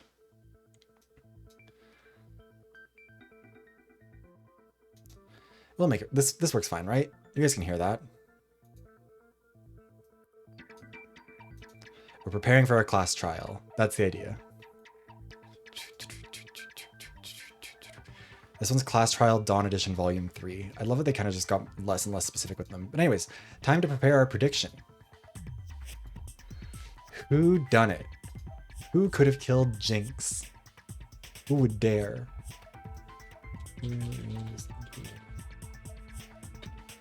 Chapter 2. So, who do we put in this?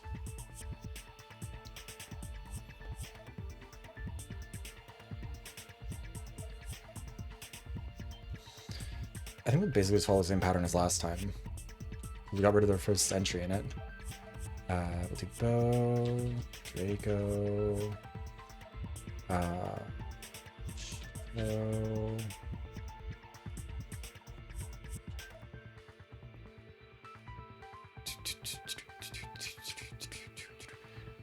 There were a bunch of people who were spectating. We'll get there though. We'll review the case as much as needed.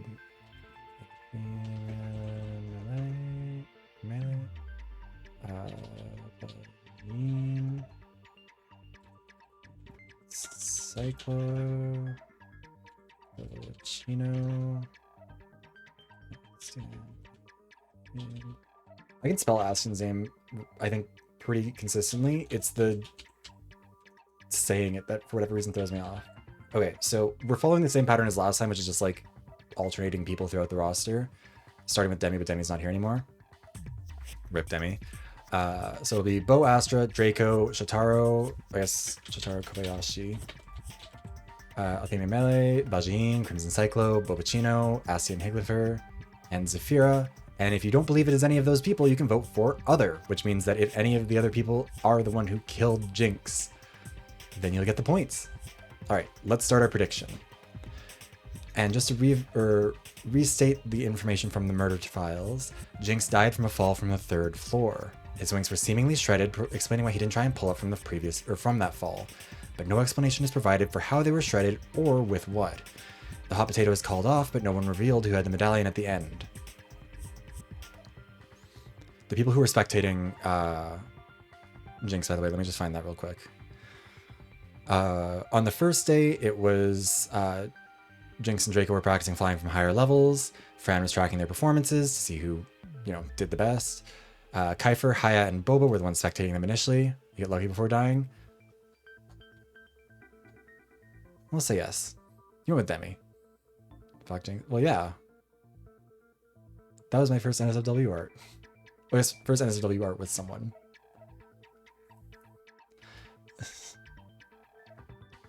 Top row is cursed this time. I feel like usually the top row does still die out pretty fast in the other ones, but it's never like back to back to back the top row.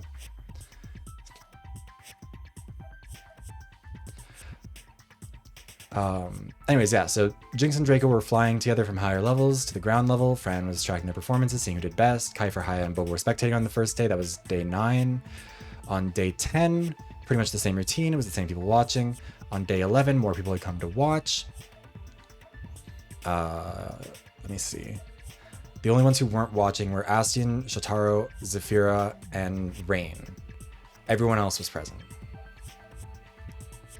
Thank you for the follow. It's just Juna. Channeling your laughs. Exactly. Yeah, start barking. Time for your dog boy arc. Anyways, enough stalling. Let's get to our class trial. Hold on, where's our class trial music? This feels a little quieter. Maybe we'll just have to turn the other one down more. Anyways. Draco. Why blame Draco? What did Draco do? You have to prove that one. Anyways, time for the class trial, and immediately, Rain points at Shoutarou and demands to know his theory. Surely the ultimate investigator has found something this time, right? Flustered at being put on the spot, he stutters a bit before clearing his throat and confidently admitting that he doesn't have a clue. He wasn't in the room when it happened, so maybe it'd be better to ask one of the other people. Also, let me see. Love that you guys jumped almost 50-50 on either Draco or other.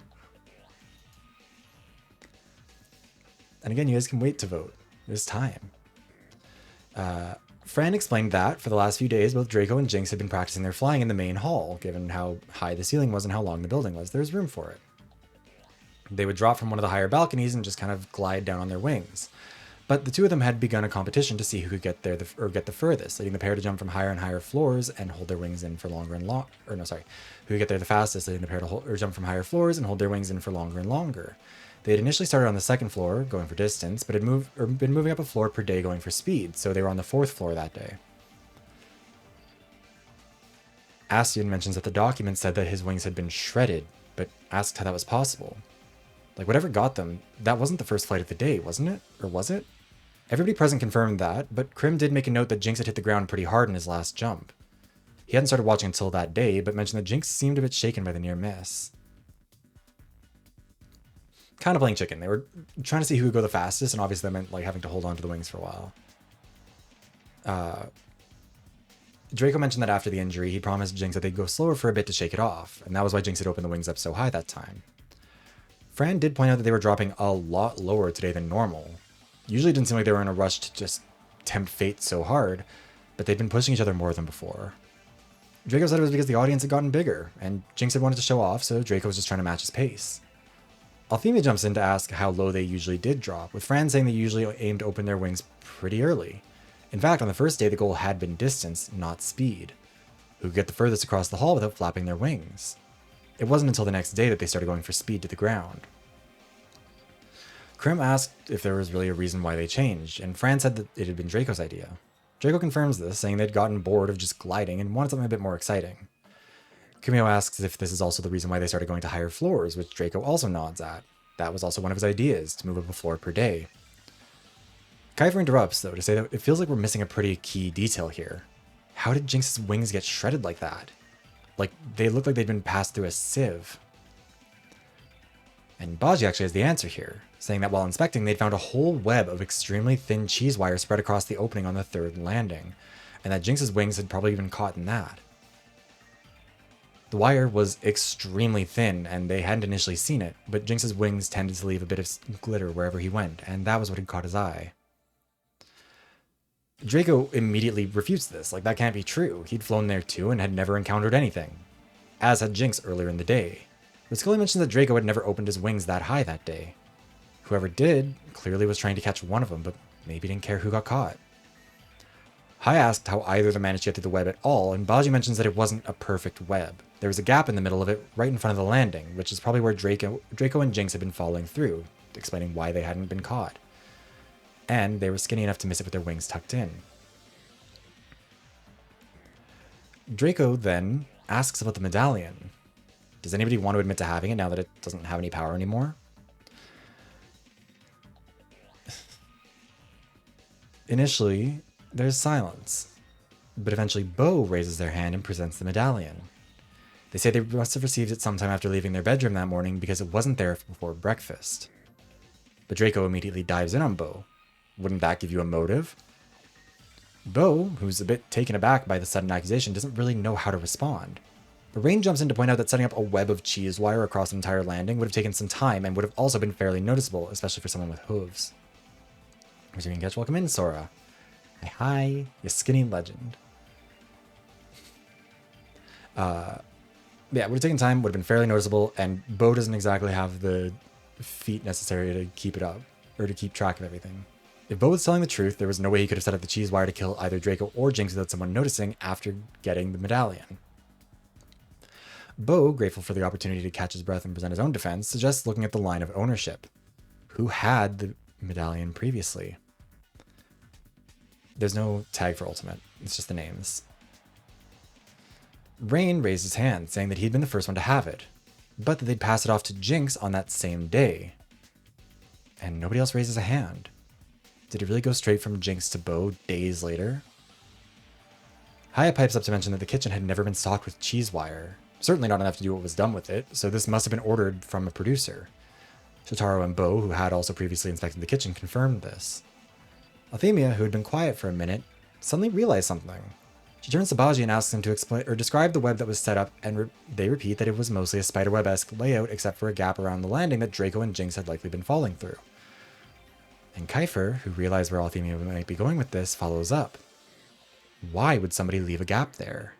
If the goal was just to kill someone, either Draco or Jynx, why leave it up to chance? Why not just fill the whole thing out and kill the first one to jump? Kuumiho also adds it doesn't really make sense to put it on the third floor. Again, if the goal was to kill someone, why not just put it at the first floor and guarantee you'd catch him at max speed? Shoutarou suggests that maybe the point was to specifically kill Jynx. But then how would they know that Jynx would get caught by that? Rain, blunt as always, just straight up points at Draco. You would know Jynx would get caught by it if you said it, wouldn't you? You'd know to just never open your wings that high. Before Draco can rebut this, Rain turns to Fran and asks who it was who was actually setting the records that day, who was pushing it, who got to the ground the fastest, and who kept getting there faster. Fran says that it was Draco. Draco had usually been the one setting the time to beat, and Rain argues that that must have been intentional. Draco kept trying to up the ante, hoping that there'd be an accident and Jynx would be forced to slow down, and then would get caught in the web. If it had been any of the others trying to kill either of them, leaving the web closed would have been a guaranteed method, and wouldn't have required this workaround. Draco argues that the only reason he didn't open his wings that high, though, is that he never needed to. Jynx only needed to because he got hurt. Draco pointed to Fran, saying that it was her who told Jynx to be careful. Maybe she set the trap and was hoping that Jynx would take the advice. Fran, after staring at Draco for a good minute or so with what can only be considered a look of genuine contempt, asks how exactly he thought that a ball in a head would be able to string up a web of cheese 3 stories in the air. Actually, Kuumiho follows up on that. How would anyone manage that? The landing didn't extend all the way around. Someone would have had to clamber along a thin ledge on the other side to get it all the way across. Unless, as Rain pointed out, they could just fly up there. However, before they could go any further, the announcement interrupted them. It's time to vote. Alright. We're going to give it another few seconds to set up your predictions, figure out who done it, score your points. Who killed Jynx Yosei? Who killed the ultimate Fae? Let me see the prediction thing. We'll end it in a few more seconds.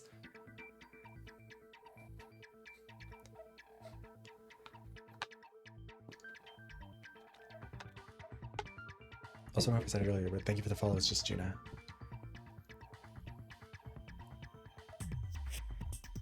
Wait, her name? I think I changed it. I'm getting confused. All right, we're gonna end. Or the outcome has, or the submissions have been closed. For the home team, or for the audience at home who are watching this on the VoD and can't see the predictions, only 2 of the options got any points at all. 7 people spent 2.5k points on Draco, which is 81%, and 19% of the points went to other, which is an interesting distribution. We haven't had that so far. Also, let me turn on the volume on this because I feel like it's maybe a little too loud. I just wanted to talk. Well, I mean, chat seems to think it was Draco, but of course, no way to know without a vote. So who done it? Who killed the ultimate Fae, Jynx Yosei?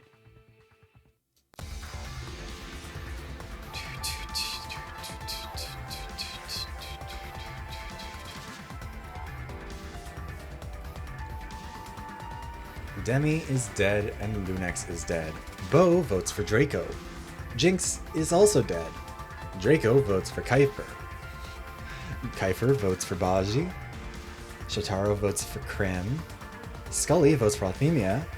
Althemia votes for Astra. Haya votes for Zephyra. Bajiyeen votes for Yukihime. Kuumiho votes for Khaifer. Krim votes for Fran. Rain votes for Althemia. Boba votes for Rain. Yukihime votes for Draco. Astra votes for Kumi. Fran votes for Kumi. And Zephyra votes for Rain, leaving with us a whole lot of ties. We've got Althemia, Draco, Rain, Kuumiho. But who done it? There was someone else in there too, but I forgot. But it doesn't matter, because it was Draco. The ultimate Cryomancer.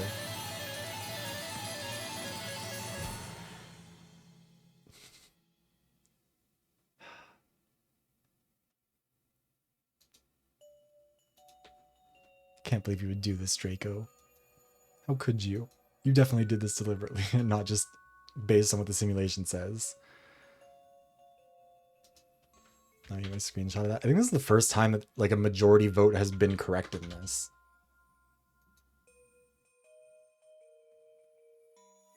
I mean, there have been times where you guys have been correct, but it was still a plurality. It was never a straight up majority. But yes, Draco is our killer. This was also one of the most split votes that there has been in any of the rounds, with 5 people tying with 2 votes and another 6 getting 1 each. Maybe Beau. In fact, it's time for us to explain how and maybe why did Draco do it. After Rain had passed the medallion to Jynx, Jynx had in fact passed it on to Draco that same night. However, what he didn't realize is that Draco would notice the residual glitter that the ultimate Fae left behind them everywhere they went, and would realize that Jynx had just tried to potentially kill him. Enraged, he began setting up his plan. On the night of day 10, Draco strung up the wire on the 3rd floor, knowing that they'd be moving on to the 4th floor the following day. Draco left that gap in the same spot where they'd usually jump through, and kept trying to escalate the speed of things, hoping that Jynx would eventually go too far, trying to beat him and crash. After that happened, while walking back up, Draco had suggested that Jynx simply take it easy for a few runs. Just open your wings up from the start and glide down till you've calmed down. That morning, Draco had also tossed the medallion into Beau's inbox, hoping to deflect some suspicion. Jynx, thinking that Draco was only looking out for him, agreed. Uncanty's so true. Where was it? And maybe even felt a little bit bad about giving him the medallion after Draco was just looking out for him. After Draco jumped through the gap a final time, Jynx followed, opening his wings immediately after jumping. And while his body sailed through the gap, this time his wings caught the wires just like Draco had hoped, shredding them and causing Jynx to fall 3 floors to his death. Thus, the killer this time is Draco, the ultimate Cryomancer.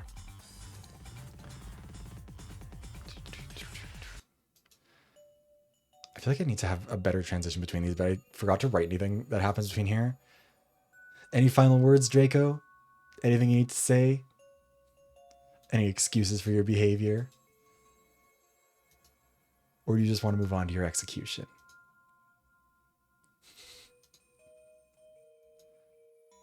Gooby? Okay, well, now I feel less bad about what's about to happen. The vote was rigged. Thank you, Calvin. Thank you for the hydration check. I am out of water right now. I'm gonna have to go refill it after this, but I will drink it soon. Gunning for the top row. Yeah, I mean, like, if the plan failed, then Draco didn't want to hold on to it. And if it succeeded, wanted to make sure that, you know, it didn't look like the most suspicious person. Jynx, you should have cleaned the glitter off. But to be fair, it's impossible to clean off glitter. Anyways, Draco's final words established as Goo Gooby, it's time for the execution. A song of fire and ice. Draco finds himself in a shallow divot at the top of a mountain, an area covered in snow. There's only a moment of confusion before Draco hears an earth-shattering roar and a dragon leaps over the edge of the pseudo-arena that Draco was in. It opened its mouth, and Draco realized he needed to move. Fast. He dodged that first breath of fire before constructing a spear from ice and flinging it at the dragon, knocking it clean off the edge. However, this only gained a moment's reprieve. Another showed up, followed by another, and another, and another. Each time Draco eliminated one, another showed up in its place, but he could easily use the snow around him to construct barriers and form more weapons. After a moment, he realized the dragons aren't aiming for him anymore, though. They're blasting the edges of this little arena he finds himself in. Initially, Draco's confused. What on earth are they doing here? But then he feels a great rumble under his feet and realizes this isn't just a mountain. This must be a dormant volcano and they're awakening it. Panicked, Draco starts scrambling to the edge as the rumbling intensifies, but the dragons turn their focus back on him, breathing walls of flame in front of him wherever he gets too close to the edge. And with the heat melting all the snow, he's soon unable to summon any further ice powers. The stone beneath him grows hot, and as a last-ditch effort, Draco tries to fly straight up and out of the volcano. But it's too late. The cap finally unseals, and a torrent of magma spills forward, engulfing the ultimate Cryomancer mid-flight.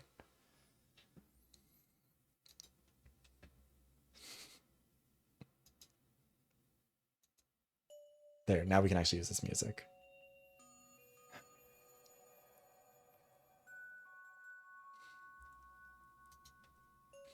Thank you, Mint, also for doing that. And Jynx. Yes, go follow all these lovely people. They're sweethearts for allowing me to do this with their designs and their characters. I think, yeah, you know what? It's a little bad. Yeah, you got... It's like if Teru... You know when... Have you seen those videos of people like chucking a block of ice into a deep fryer? It's like that. You're taking out the first row. Hi, Buppo. Yeah. So far, Demii killed Lunex and Draco killed Jynx.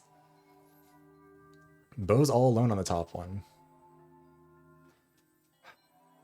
Also, to be fair, maybe Draco wasn't incinerated. Lava at that speed is like water at high speed. It's basically a solid. You might have gotten just like obliterated by it. Beau's the mastermind. Yeah, that's why Beau's still alive for sure. My rivals, Jesus Christ. Undead flag. Oh, so your prediction is that Beau doesn't make it past chapter 4? Interesting. Yeah, magma honestly kind of terrifying in ways you wouldn't expect. It does not go down like Terminator. You don't like slowly sink into it and melt. It's very bad to you, understandably, but bad in a way you wouldn't expect. Oh no. But okay. I need to get some more water, and the ad is about to run anyways. So, time for a quick break for everybody. I'm going to start the thing for the next chapter so we can all see the scrolling wheel of who's alive and who's dead. We'll put on to the nicer music, and then we'll move on. Yeah, no double death in chapter 2. Just like last... Actually, we've only had one double death in chapter 2, haven't we? Because it was Leo and Yuki in the first round. But almost like coming out on top, man. So true. Anyways. Let's set it to a little bit more optimistic. I mean, I'm sure Beau's played it. No, unfortunately, Felix, I don't want to repeat my my murders, my assassinations, emphasis on ass assassins. Last round, chapter 2 was Ryoku who died. But anyways, what was I gonna say?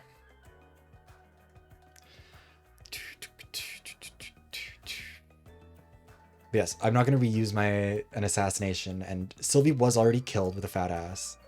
So unfortunately, we can't necessarily do that. But anyways, I'm going to mute the mic. I'm going to run the ad, get some water, use this time to go to the bathroom, get some water yourself if you'd like to, and we'll be back soon. Oh, turns out that my stuff is... Why did I try and do that through that? Okay, well, whatever. I don't know why I'm trying to meet myself in Discord. I'm not in a Discord call. Okay, be right back.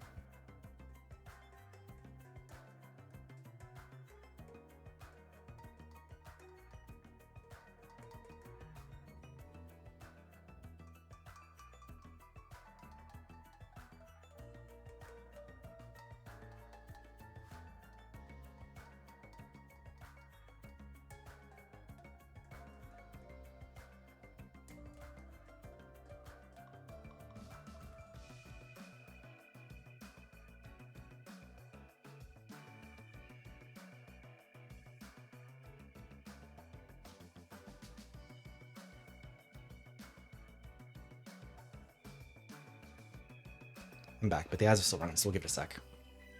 I will say, if I do this, or next time we do this, I think we'll have every season set in a school environment, and I'll like draw out maps, and they'll just all be in the same environment. So like, that way then I can kind of explain like the logistics of what I've got in my head a bit more. We'll see. Also, yeah, Felix, you really... Ryoku got killed. You got killed.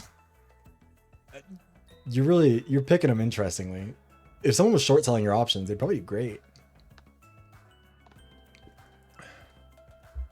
Will beat the luck of the musicians. Interesting. And Beau.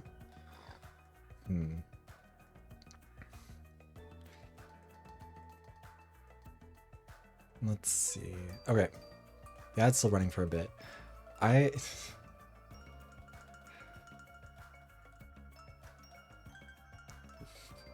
Do you feel bad the top row got cleaned out this time? I don't really know how that's... Like, again, the simulation doesn't happen in the same order as, like, it was all set up separately.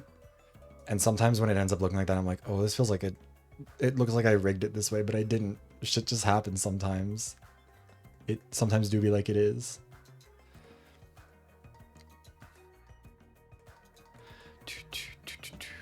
Yeah, right. Like, not a single miss in there. One after another. Sending bitches home like dominoes. Alright. I think the ad is passed. So, hi Fubuki. We already have 2 victims. The top row is being cleared out. You're dying. Hi Khaifer. I mean, you've survived. You're still in it.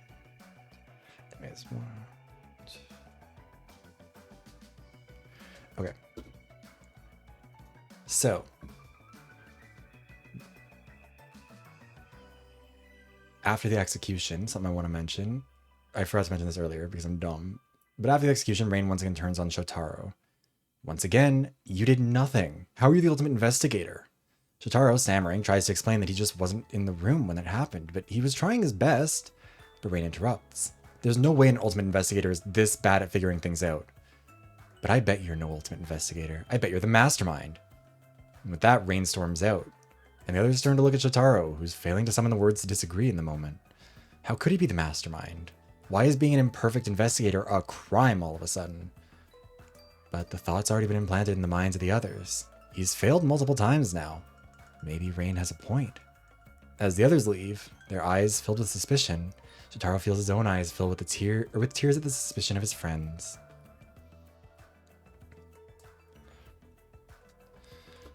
And with that, we move on to Chapter 3, The Blame Game. A few more days pass before eventually, on day 14, another announcement interrupts their breakfast. There's a new incentive. One of the ultimates in the mansion is lying about their ability. Goddamn, Fubuki. Maybe Bobo was right to vote for you. You seem like you were ready to kill people. But anyways, there's one ultimate in the mansion who's lying about their ultimate. And if someone can figure out who the liar is and identify their true ability in the next 48 hours, they'll be allowed to escape, and the liar will be executed.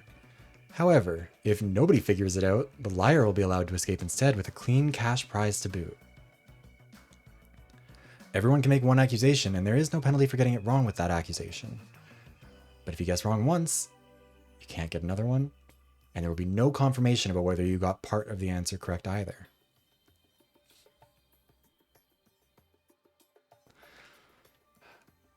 As I've heard, Khaifer, and experienced.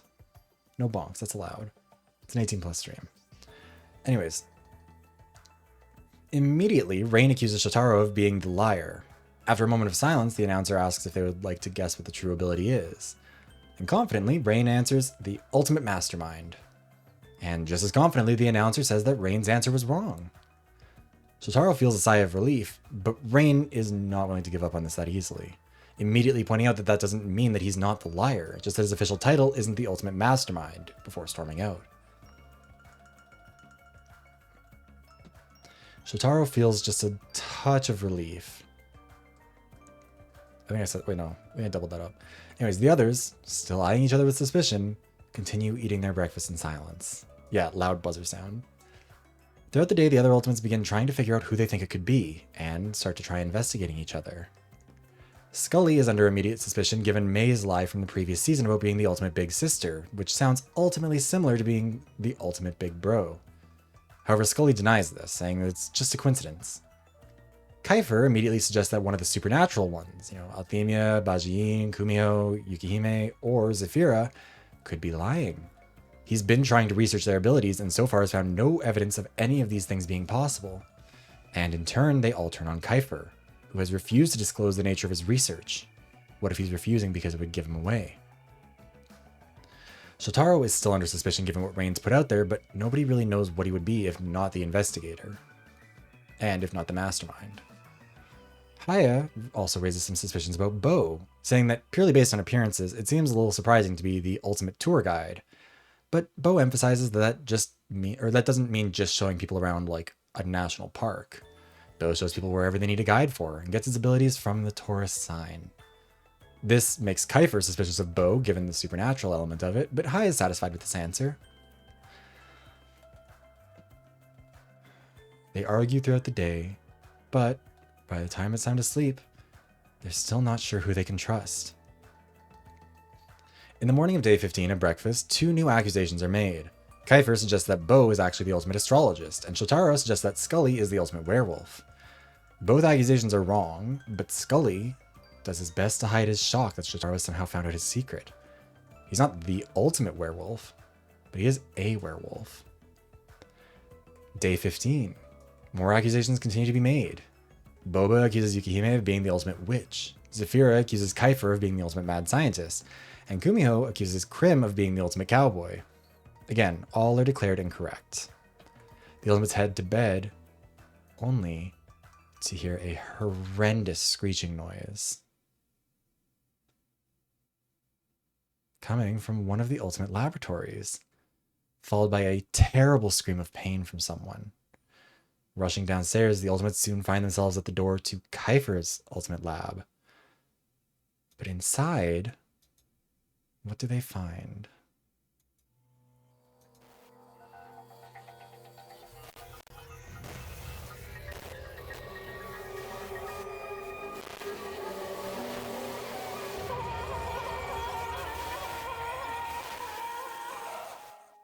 But not just Althemia. Someone they don't recognize. At least not initially. But the jacket and the location gives it away.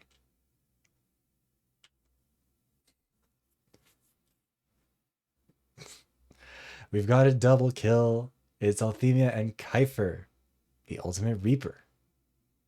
Also, hi Inside Otter Side, welcome in. I'm glad you were able to make it. I'll be so honest with you. I was very excited to get to use the Khaifer Reaper thing, and I didn't know how exactly. I was very happy with how it turned out in the trial or in the trailer, but was glad that I could find a way to get it in here at all. Anyways, that's not the important bit. We've got a fatality. 2 fatalities, Khaifer and Althemia. The ultimate Hawaiian spirit and the ultimate Reaper, as it turns out. Also, the music. Hold on.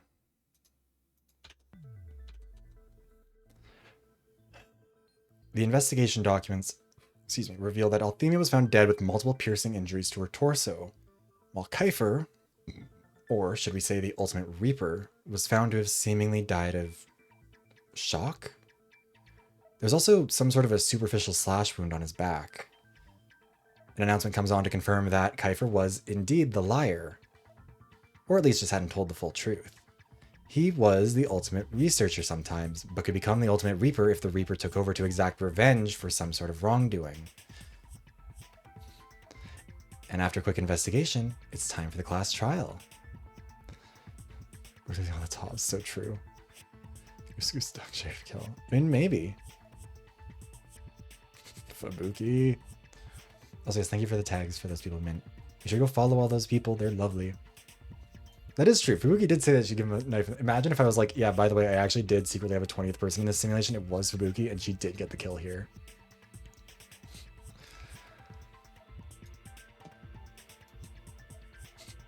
Anyways, let me get the prediction set up. 3, 4, 5, 6, 7, 8. Who do we put on this one? Who do we randomize it to? Also, I did take a screenshot of that one. Yeah, okay, good. Let's see. Teleported across games. We shall see. Who is the Blackened of Chapter 3? So we've got... yeah, once I've got the thing set up, I'll explain the details of the murder one more time, and then we'll get into it.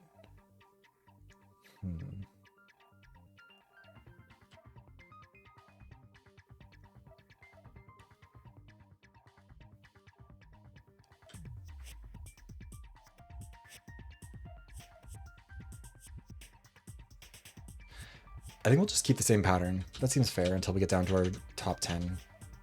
Right? Because that way then it doesn't seem like it's like trying to change to include somebody. So that would be Beau, Shoutarou, or... There's a lot of people from this pattern are also dying. We've lost Demii, we still have Beau, we've lost Draco, we still have Shoutarou. Althemia is dead. So, let's see. There we go. Bajiyeen. Crams and Psych. I forgot about my own pattern. Chino. Asking. Did I miss somebody?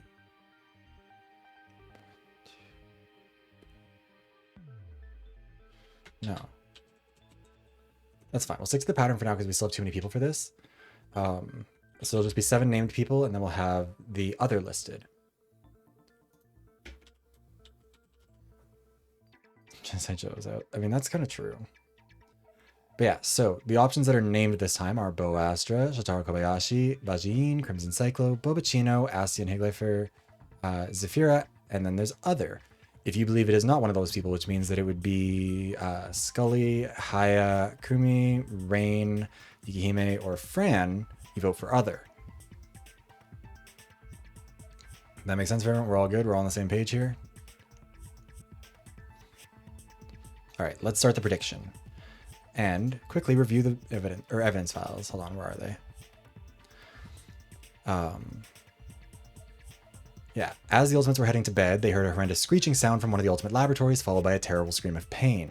Rushing downstairs, the Ultimates soon found themselves at the door to Khaifer's Ultimate lab, and inside found Althemia dead with multiple piercing injuries to her torso, while Khaifer, or the Ultimate Reaper, was found to have seemingly died of shock.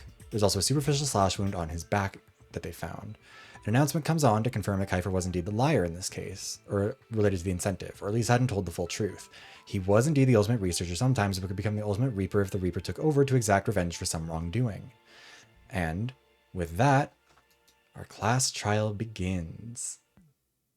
Where is the music for the class trial? Where is it? There we go. I meant to do new stuff for each one of these, but I guess at this point we'll just do it for the final one. Let me drink some water because my voice is starting to hurt.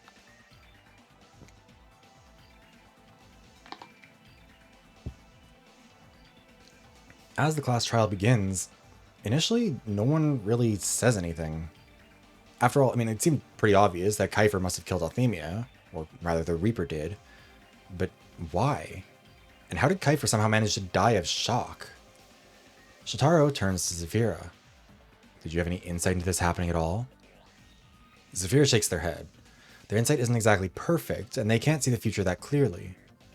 Rain scoffs, saying that you might just be hiding the truth of your abilities to avoid having a target painted on your back, but Shoutarou turns to him to demand an apology for the false accusation earlier.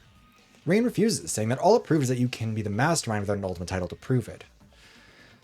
Skully then turned to Yukihime, Kumi, and Baji, asking if any of them might have an idea about this. After all, Khaifer had accused all of them, and, well, Althemia, and there seemed to be a rift between them. All three shook their heads. They had thought that Khaifer had attacked them because of science and the supernatural or whatever, but apparently it had just been to deflect from his own secret. Haya mentioned that Althemia wasn't one of the people who had used her suggestion. Was it possible she'd found out Khaifer's secret and maybe that was why he killed her? The others nod, that would make some sense. But it doesn't explain why they were in Khaifer's lab to begin with. Or, maybe more importantly, how Khaifer died. After all, the rules stated that if there were 2 killers, and one of them died, the other was the Blackened, regardless of the order. So if Khaifer was the first killer, who was the second? Haya remembers something that Beau had said about their ability. That, as the ultimate tour guide, they can guide people wherever they need to go. Hypothetically, Haya asks, would it be possible for you to guide someone to, like, a concept instead of a strict location? Or do you need, like, Google Map coordinate type thing? Puzzled, Beau says yes, but what does that have to do with anything here? Haya suggests that Althemia might have asked to be guided to the truth about Khaifer, and so Beau led her there. But Beau immediately rejects this idea, saying that he had played no role in any of this. Haya points out that Khaifer had also tried to identify Beau as the liar. Maybe that was a motive? Again, Beau rejects this. There was no punishment for being accused, so there's no reason to get revenge, and there's no evidence he was there. Bark, Beau, bark. Actually, this makes Boba ask a question. Are we sure nobody else was there? Everybody tries to think, but nobody can remember for sure who they saw running downstairs after hearing the scream. Krim, then, comes out with a new suggestion. What if Khaifer didn't kill Althemia? Asien points out that the Reaper had those giant fuck-off bladed tentacle things, and that would line up with Althemia's wounds. Speaking of wounds, Zafira had a question that hadn't been answered yet. What was it that had slashed Khaifer's back? Alright, hi Baji. Worked your system. Oh no. I mean, presumably Khaifer didn't do that to himself, so who was it? Like, someone must have gotten behind him, and if he was the one who killed Althemia, that would mean there was another person involved. Fran jokes that maybe Althemia hit him first, and that he's just like the Hulk, so he got angry and retaliated. And at that, Yukihime's eyes widen. That might actually make some sense. At least it would explain why he transformed. The document said that someone attacked him, the Reaper took over to the document said that when the Khaifer was attacked or felt aggrieved in some way, the Reaper would come out and exact revenge. Someone attacked him, Reaper took over, that's when he killed Althemia, right? But something's not adding up for Beau here. What Krim said stuck in their mind. What if someone else had killed Althemia? And what if that same person had even attacked Khaifer? Suddenly, maybe grasping for straws, Beau realizes something. There is someone who could have done that. Kuumiho. Beau points his finger and says that Kumi could have shapeshifted into the Reaper to kill either, or even both of them. Kumi is stunned at the accusation, like, fully has no idea what to say. They begin gesturing to the other ultimates for support, but nobody's ready to come to their defense so easily. I mean, sure, maybe Beau is desperate and swinging for the fences, but it's not technically implausible. I mean, nobody in the mansion has the ability to scare someone to death either, maybe, or as far as we know. But what if someone can just transform into someone with that ability? Kumi argues that they have to know the person with the ability if they're actually going to replicate it that much. So it would have to be somebody in the facility who has it. However, before they can go much further, the announcement once again interrupts them. It's time to vote. Alright, we'll take a few more seconds to wrap up the prediction. I feel bad that we're going through these at really inconsistent amounts of time. Yeah, Fubuki, you would immediately be getting more votes cast against you. It's just the way it goes.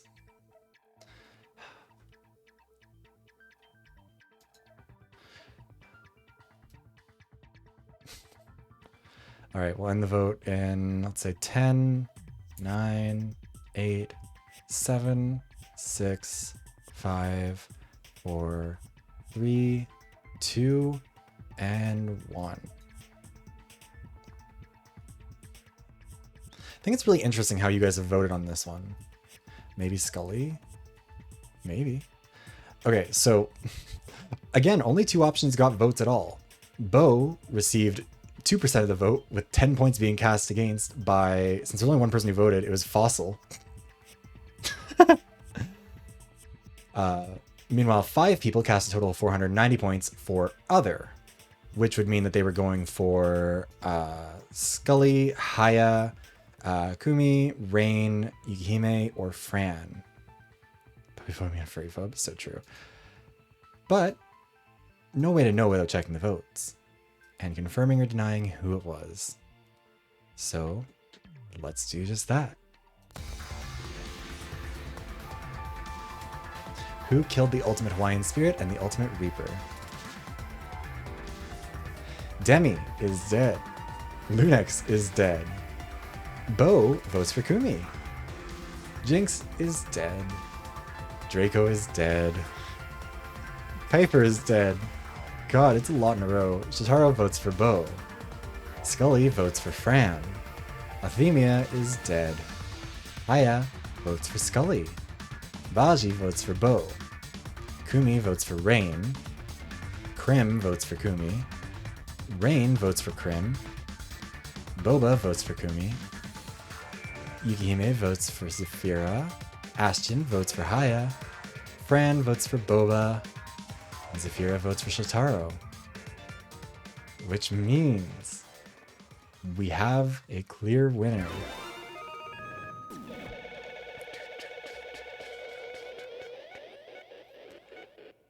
It's Kuumiho, the ultimate shapeshifter.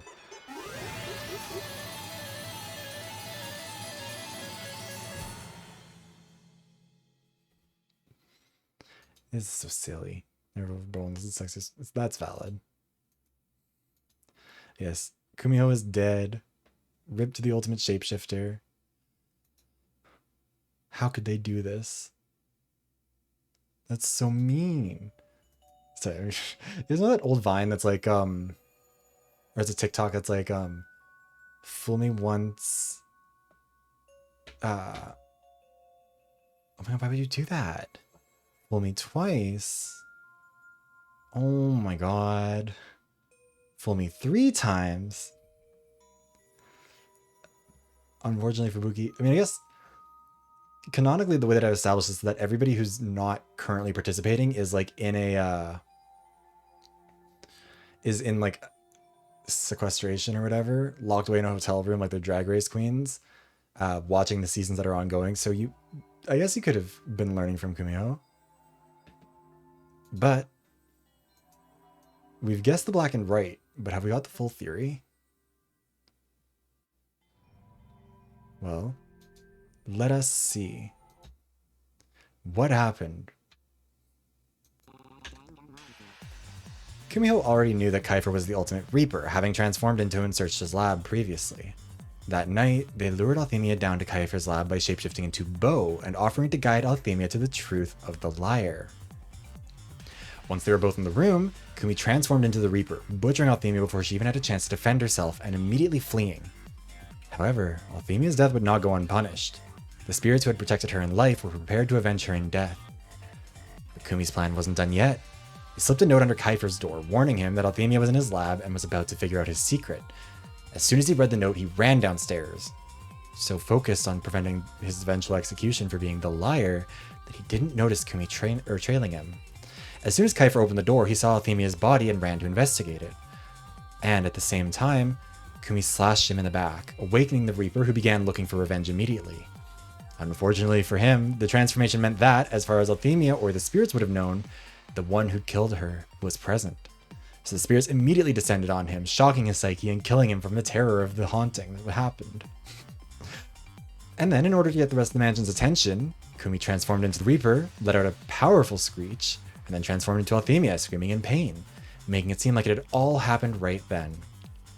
And that's how Kuumiho, the ultimate shapeshifter, killed both Khaifer and Althemia. I will admit this one's a little bit convoluted. It's silly. I wanted to find a way to make it work better, but I was kind of, again, this is the one that made me realize that I kind of want to do them all in a school the next time, like every season, so I can have established facilities and know where everything is. Poor Althemia.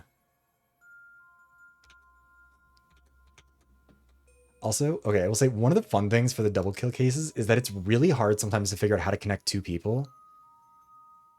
Like, Yuki and Leo was a hard one, but it was mostly, like, that one mostly just worked as a coincidence. I didn't want them to all be, like, all coincidences, because that feels like that's kind of like, this is the person who was supposed to die, and then also this other person. But, like, last time it was Tenchi and Bonnie together, and it was like, uh-oh. Technically, yes, Althemia, which means that in theory you might have been a blackened.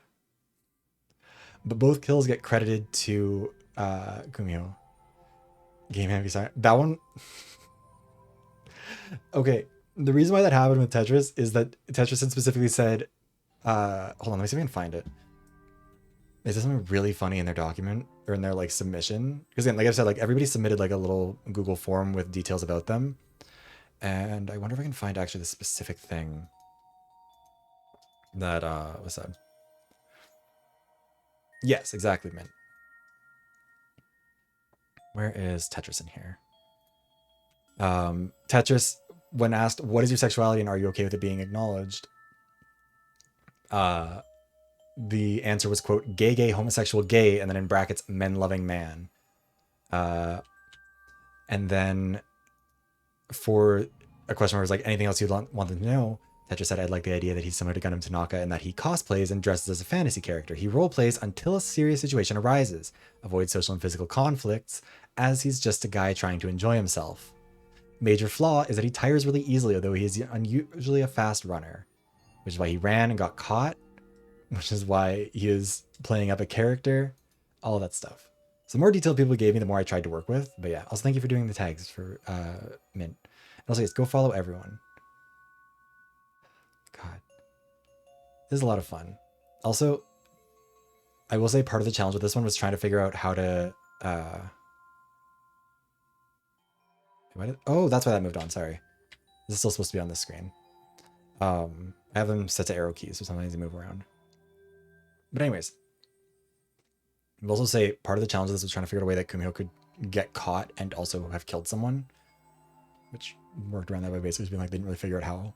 Anyways, the other challenge was figuring out how do you execute a shapeshifter? And that's what comes next. The execution of Kuumiho, the ultimate shapeshifter. Guess who? Kuumiho, after having a bag pulled off of their head, saw that they were in a theater surrounded by these strange green dummies. However, as a spotlight lit up on the stage and another dummy began singing, while the others began pouring out tears, Kuumiho realized what this was. This was Tears of a Himbo, the very first Virtual Killing Academy execution. Kuumiho decided to handle this by transforming into Jynx and flying out of the top long before they had any chance of drowning. After landing and transforming back, they found themselves in Buried Stars, the next execution, where they were bound to the stage. But before the music could even begin, they transformed into Fran and just rolled right out of there. This continued on and on, with Kuumiho running the gauntlet of executions and using their shapeshifting powers to constantly dodge the things that had killed so many before them. Eventually, they got to a song of ice and fire and ice, and using Boba's ability to clone himself, defeated the dragons with an army of cyber soldiers before they could awaken the volcano. And finally, they rested. They'd beaten them all. So what's next? The answer, as it turns out, is a fate maybe worse than any of those executions. The disrespect of an anticlimactic death. A lone gunshot rang out from a nearby mountaintop, and before Kuumiho could react, the bullet pierced their left eye, leaving them flickering between their many forms on the ground before ultimately coming to rest as Kuumiho, the ultimate shapeshifter.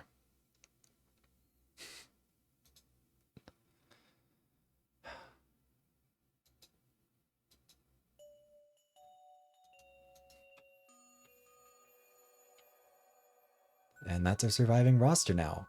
For once, nobody in the top row died. Congrats, Beau.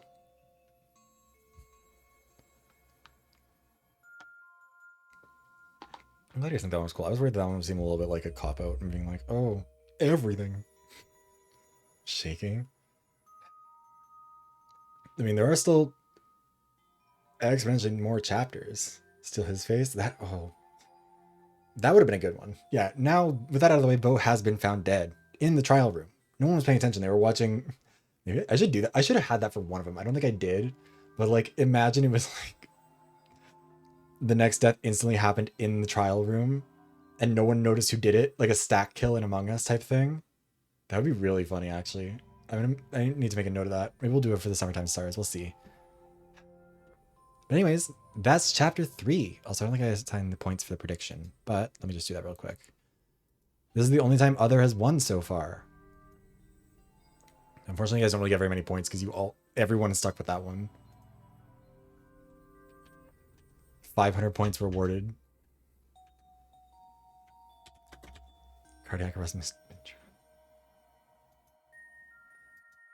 Yeah, well, because I kind of want it to be a matter of, like, I don't want it to seem like I'm just naming the people who are guilty. I wanted at least one time where the other was part of it, and it felt like for Kuumiho that was appropriate. I don't think me and Beau have ever gotten that kind of workout before, but either way. Who knows, Fubuki? I mean, last time they kind of did it. Hikaru did fix the vote to make sure that that Stara died right before the end. I'll say, wait, are we down to 12? 1, 2, 3. We are. Oh my god, that means that if there's a double kill next, we'll be down to 10. We can fit everybody into the leaderboard. But yeah, also, we're gonna run the ad right now for a couple of minutes. I'm gonna be sitting around to just chat. But if you want to go need water, go to the bathroom, get some rest, go do that. And we'll be waiting here for you to start up for the next round. I don't know. This one was like... Something I hadn't really anticipated is that, like... I didn't really know... Like, I didn't really expect how much I was, like, kind of talking myself into a corner with some of it. But it's a little bit difficult. Because once you've done one thing, you don't want to just repeat it. Like, I don't want to be like, oh, and then another person fell and killed somebody. And, oh, another person hugged someone to death by accident type of thing, you know? Summer Killing Game will be September 27th. No, the final round is going to be tomorrow, which is terrifying because I don't know if I actually have time for that. It's going to be a real crunch. I don't know what the plan is. So I don't want to delay it because I've already told everyone. I will probably say it'll start late though.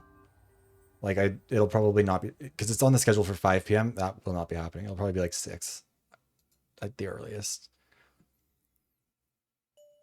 But that's okay.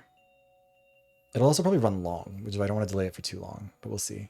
Because yeah, the way that one's going to work is that, like, to give another teaser, another hint, because not everyone's here. This is the fun thing about doing Twitch stream is you can be like, oh, I'm going to reveal some information. There's like usually at most a dozen or so people. This time there's like 44 people, which is a little bit more than normal. But anyways, yeah, but I've basically been describing this as like single player D&D, because it kind of is what it is. It's like I've written out a whole campaign and just not really allowed people to figure it out. I would love to do it as like a group thing, but I don't know how exactly I would do that. Like maybe run the simulation and use that to identify who the killer was and everything else and let them kind of work out their own details. There is a VR chat room we can see on screen right now. That is so true. Actually, speaking of, let me go and grab the link for the person you met. Where are they? Hold on. Where are they? I just have them saved in my DMs, but I can't remember where in here. My DMs are a mess because that's how I communicate with most of the people who are in this and like send them the trailers and stuff. So there's a little, it's all over the place. Airbus Ramp, that's where they are. Let me get the link. Yes, Airbus made this as a 3D model of the Danganronpa V3 class trial room. That's what's in the background. I put a filter over it so that there's a different one for each group. But yeah, absolutely, they do great work. They did a very good job. Yeah, that's the thing too, Fishy, is like the challenge of involving more people in it is that like you really don't want to make some, like that was the issue I had with this as well. I didn't want to be like, hey everybody, like clear your schedule, make sure to be here, and then be like, oh but you died. Like I get that you did just like make time in your day to be here for a full 3-hour stream or whatever, but you're dead, so bye. Like that would feel kind of sad. I mean, to a Monica, oh, I guess. I don't know.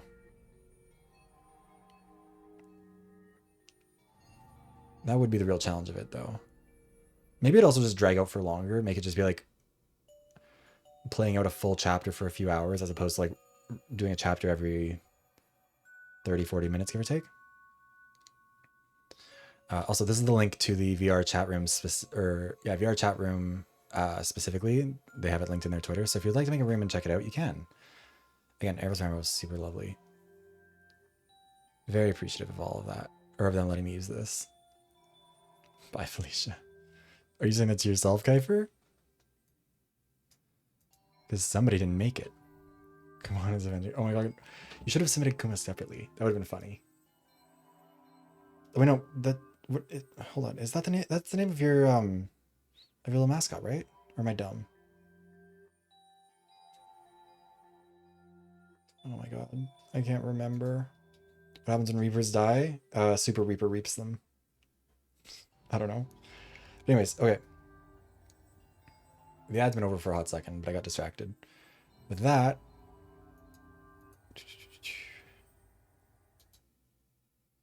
Where is it? There we go. Time to move on to chapter 4.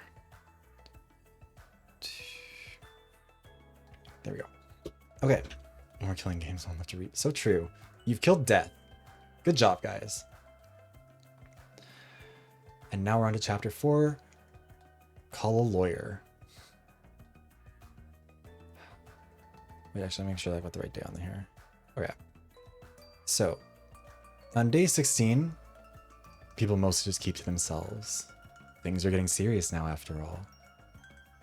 There's still some anger between different people who believe that they've accused one another incorrectly, that they've caused problems, or that they're kind of just an asshole. Maybe they just don't like each other. They have been stuck basically in a big brother house for the last 2.5 weeks. Understandably, maybe they're just tired of each other. And so day 16 passes without incident. On day 17, everyone is maybe starting to warm up a tiny bit. People go to breakfast. They exchange a little bit of a small talk, but the air is frosty. Frostier than when they first met, even.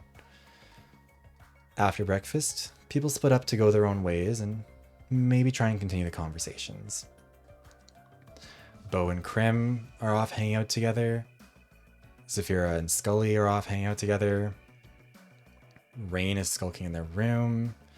Shoutarou is sulking about what Rain has said about them. And Baji's up to something in the library, but we're not quite sure what. However, the rest of the day is, for the most part, uneventful. On day 18, it's much of the same.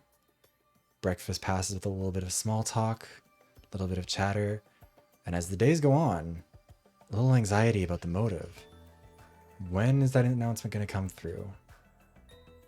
What is going to lead to the death of their next friend? If they even are friends. Constantly sus but polite.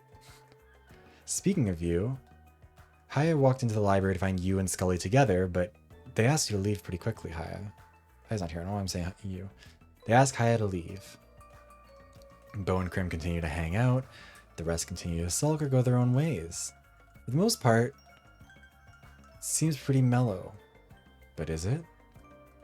Or have the tensions just been bubbling under the surface?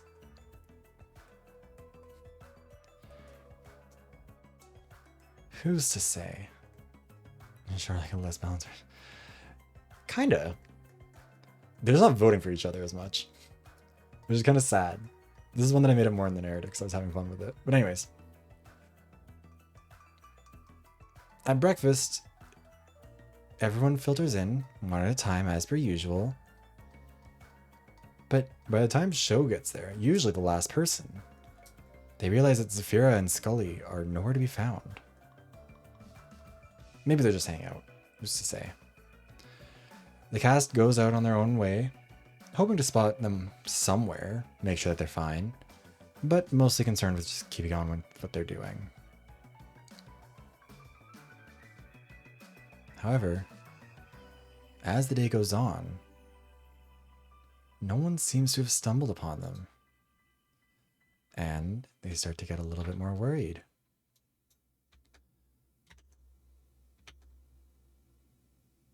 They go searching. First, checking in the library where Bajiyeen and Skully had been and not finding anyone.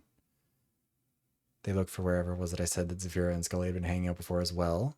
And again, nothing. But finally, they search their rooms. And while Skully's room is empty, Zafira's is not.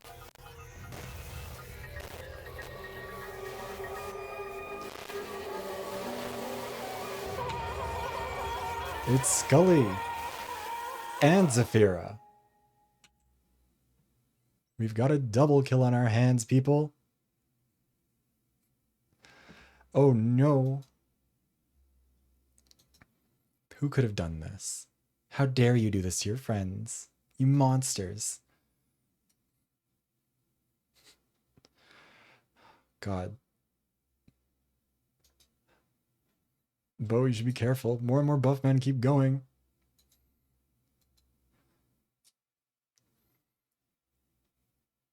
Bet it was the investigator. So it probably was Show. Also, speaking of, let's get our class trial preparation music ready to go. Because it's time to review the murder file. Double kill except one stuff. Yeah. I'm trying to keep the suspense alive. It's like saying that it was another. Anyways. The details of the murder are pretty simple. Skully's cause of death was a heart attack. Zephyra's, meanwhile, as is obvious by the scattered remains left behind, is being violently slashed to pieces. Almost like by an animal. The Ultimates investigate, but really, there's not much more going on there. Skully was found dead spread-eagled in the middle of the floor in Zephyra's room, and Zephyra is shredded to death a few feet away. What more is there to say? Being stumped on what else to investigate, the class trial quickly begins. So I'm kind of stumbling over myself. I don't know why. I've written this bit weird. I think this was maybe when I was tired or something. Yeah, I will say this round and last round, the contrast between like the killer and the victim is kind of wild. Yeah, this is okay, anyways. So we are down to 10 people, which means that everybody can fit in. Who is the blackened of chapter 4? We've got Beau, we've got Shoutarou. Oops, we've got Haya, we've got Bajiyeen, we've got Crimson Cyclo, we've got Rain, Boba, got Yukine,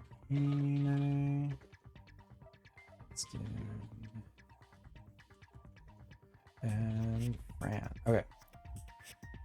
Thank you for the Jason check, Fossil. If you're hungry, you can eat, Bubbo. Also, almost accidentally set the submission period for 30 seconds. So, prediction is live now. To reiterate, both victims were found dead in Zephyra's room. Skully was dead, spread eagle in the middle of the floor, face down, and Zephyra was shredded in the corner. Skully's cause of death is identified as being a heart attack, and Zephyra's is obviously being slashed to pieces. I mean, you can always eat and watch. That's not impossible. But yeah, what a curious... God, so out of the voting, I mean, I guess only 2 people have voted, but one person, Wookie put 1,900 points on Baji, and Baji put 10 points on Haya, and no one else has received any votes so far. So what an interesting way to start. I think they would go feral on someone. Well, you say that, but now it's time for the trial. I should have gotten the music that was like the proper class trial one, but whatever, we'll figure it out. Anyways, Shoutarou kicks off the class trial by saying that it seems pretty obvious how Zephyra died, right? The rest of the Ultimates are kind of confused, because no the fuck it doesn't. Zephyra looks like they were attacked by an animal. Like a bear. Who on earth could that be? Shoutarou sighs, but secretly is a little bit relieved. They finally get to prove that they maybe actually do have some investigative powers. Skully was secretly a werewolf all along. That must have been who attacked Zephyra. The others, stunned, ask how on earth he could know this. He retorts that he is the ultimate investigator. Sometimes he can find things. To which Rain scoffs. Emphasis on sometimes. Shoutarou mentions that he had said this earlier on when they were trying to figure out who the fake was. I don't know, or Rain says, we just simply dismiss you because, frankly, you're wrong about a lot of shit and make things up. Why on earth would we think that there's a werewolf here? To which Shoutarou says, there was somebody who could transform into the Reaper. Is that really so hard to believe? However, that doesn't really answer every question they had. For one, even if Skully was the killer, and even if he was a werewolf, how did he transform? There was no full moon, or if there was, nobody could see it. There was no clear line of sight. There had been constant torrential rain. The skies had been gray and cloudy the entire time they'd been there. How were they supposed to see? Beyond that, though, the others are bickering about how Skully died. Beau accuses Yukihime, saying that she must have used her magic as the ultimate magus. Is it magus or magus? I still feel like it must be magus, but it sounds wrong.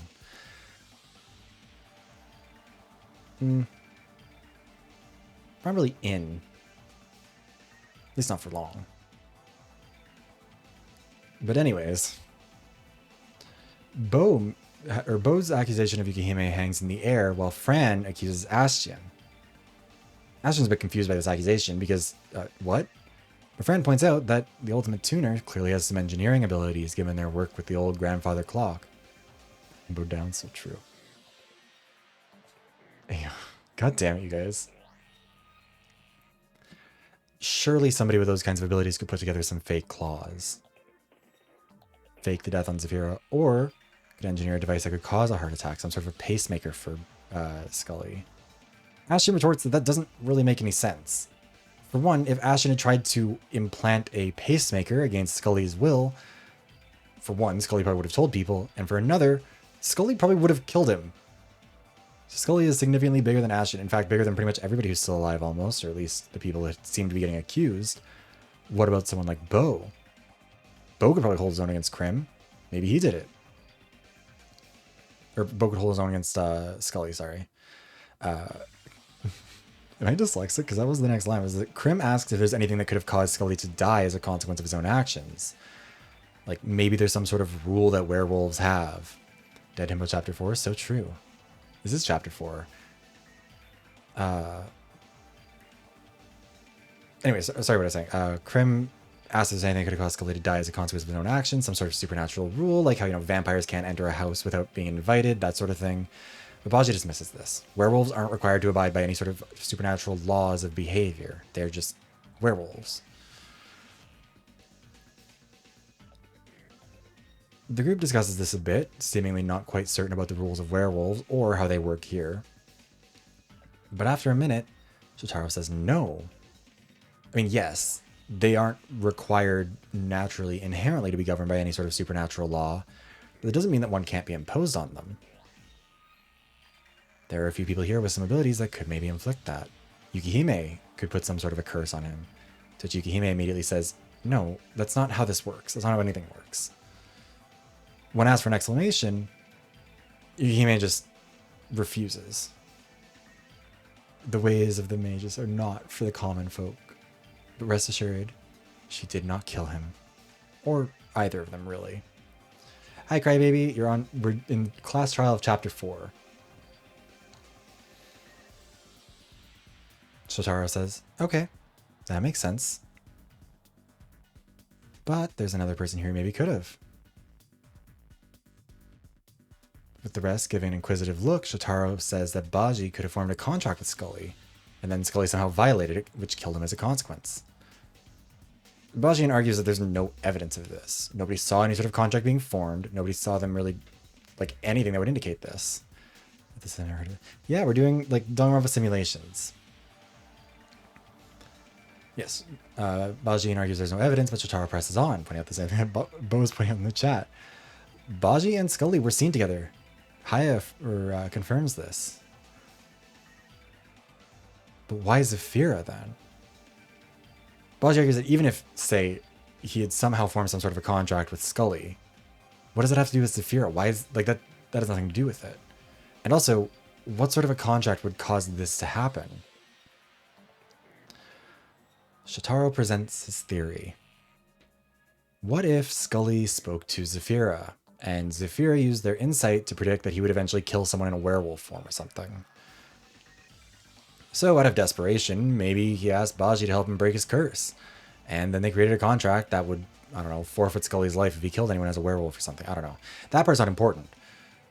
The important thing is, maybe somebody, or maybe there is a contract. Maybe that's how the heart attack happened.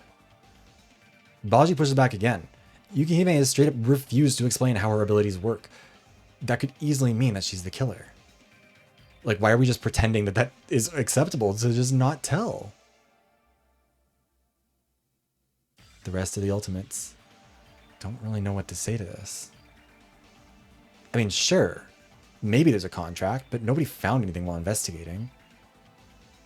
Maybe it was some sort of a curse put on them by Yukihime. Maybe Yukihime summoned a moon. Or summoned moonlight. It was Moonbeam from D&D. Yeah, someone signed the instant heart failure contract. Exactly. Like, that's a bit outrageous, isn't it? And again, why was Skully in the room? What would Skully have to do in Zephyra's room? Always get it in writing. Yeah, exactly. Always get it in writing, folks. However, they've debated for long enough, think the announcers. It's time to vote. They don't seem to have any evidence this time. They might just have to go off their gut. Yeah, these are mostly VTubers. I think there have been a couple of people who aren't VTubers who submitted a design. Shoutarou is a design by a artist who submitted an OC.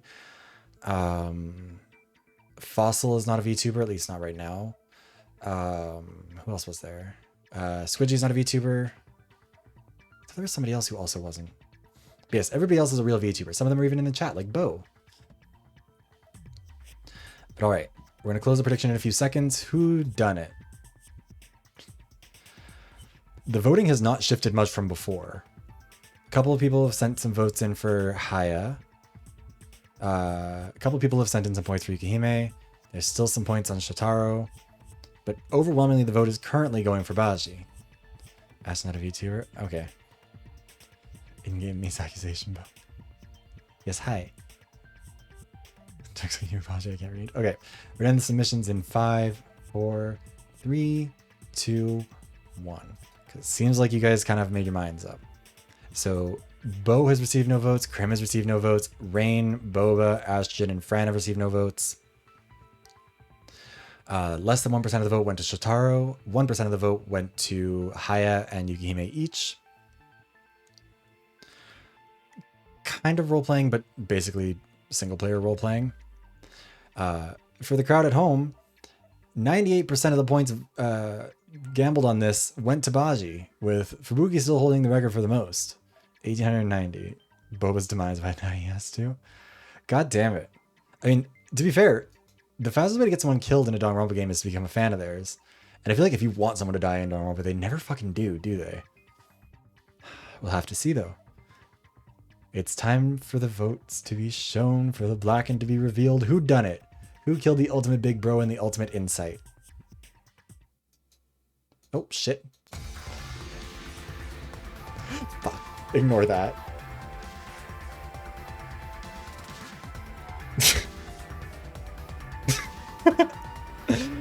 God damn it.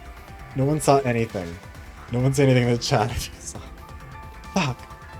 I was hoping that would never happen. The problem is that the scenes are set up in such a weird way where one of them has to be where they're in the wrong order. Anyways, we have 2 votes for Fran and a bunch of dead people. Haya votes for Shoutarou. Baji votes for Ashton. Kumi is dead. Krim votes for Baji. Rain votes for Baji. Boba votes for Krim. Yukihime votes for Baji. Ashton votes for Boba. Fran votes for Yukihime. And Zephyra is dead. Yeah, that one... I mean, in my defense, there is a majority, or not a majority vote, a plurality vote for one person. No tie this time. Who is our blackened? It's okay, it was just... It revealed that Baji was in fact the blackened for this chapter. The ultimate contract creator done did do it. Hunting Beau and Puppo. Why Puppo? Puppo didn't do anything to you. Beau maybe, but... Anyways, to explain why that happened, I accidentally clicked on this slideshow that's showing right now before clicking on the video, because the way things are layered, the top layer is always the voting video, below it is the final slideshow, this one, below that is the murder, and below that is the opening. I meant to show the video and accidentally showed the end. Also, hi Oberon, welcome in. Not in a bad way, so true.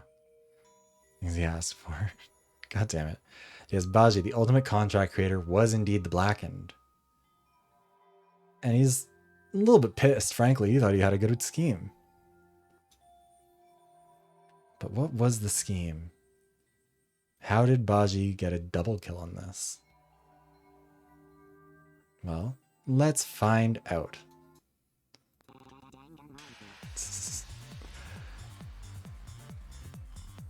Skully had met with Zafira a couple days ago and asked for some insight into the future of the game, specifically whether or not he would survive.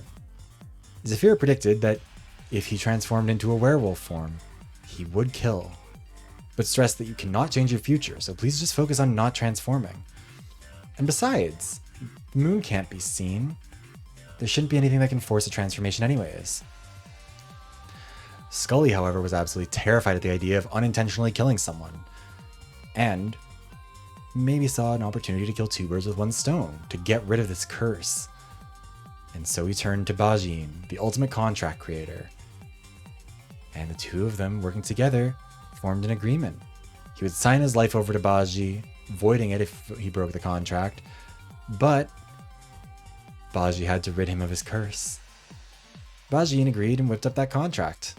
However, Skully didn't read the fine print, which stated that he would have to spend the following night transformed into his werewolf form without killing anyone before it could take effect, and that failing to do so would forfeit his life. Skully, later that night, had gone to Zafira to say that everything was fine, that he'd taken control of the werewolf powers, that there was no chance of that prediction coming through, only for the transformation to kick in. And Zafira, fearing their insight coming true, began to panic. But with the werewolf blocking the doorway, there was no way out. And out of control, Skully killed Zafira, breaking the contract and killing himself in the process as well. Thus, the murderer of Chapter 4, the Blackened, was ultimately the ultimate contract creator, Bajiyeen. Security. Exactly. How do you feel about it, Baji? How do you feel about what you've done, murderer? Also, let me just complete the prediction, choose the outcome. You guys are doing a lot better at getting it right this time, and I think it truly is because you guys don't really have a meme option this time. Last time everyone was having fun picking on either Fubuki or in the first round people were picking on Fubuki. In the second round, what was it? It was in the second round it was either Fossil or Looney every time. But this time I feel like there's not a meme. I guess kind of Beau. Not a meme, but a person that everyone immediately voted to predict. Or predicted that was the bad guy.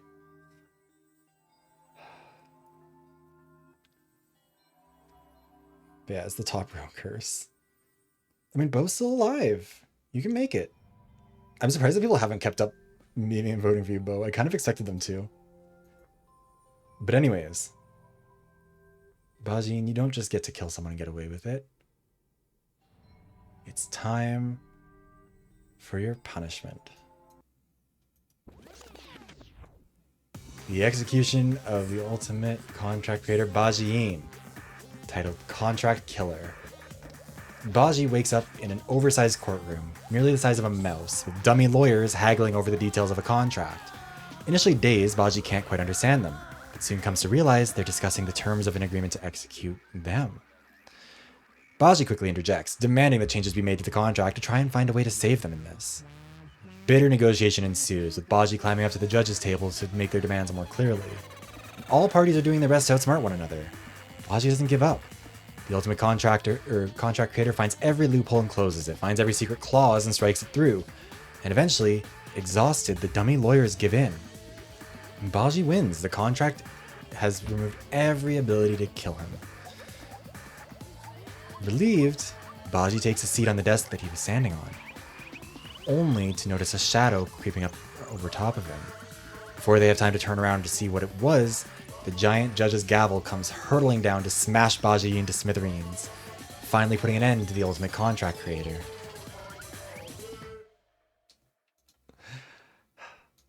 That one was silly.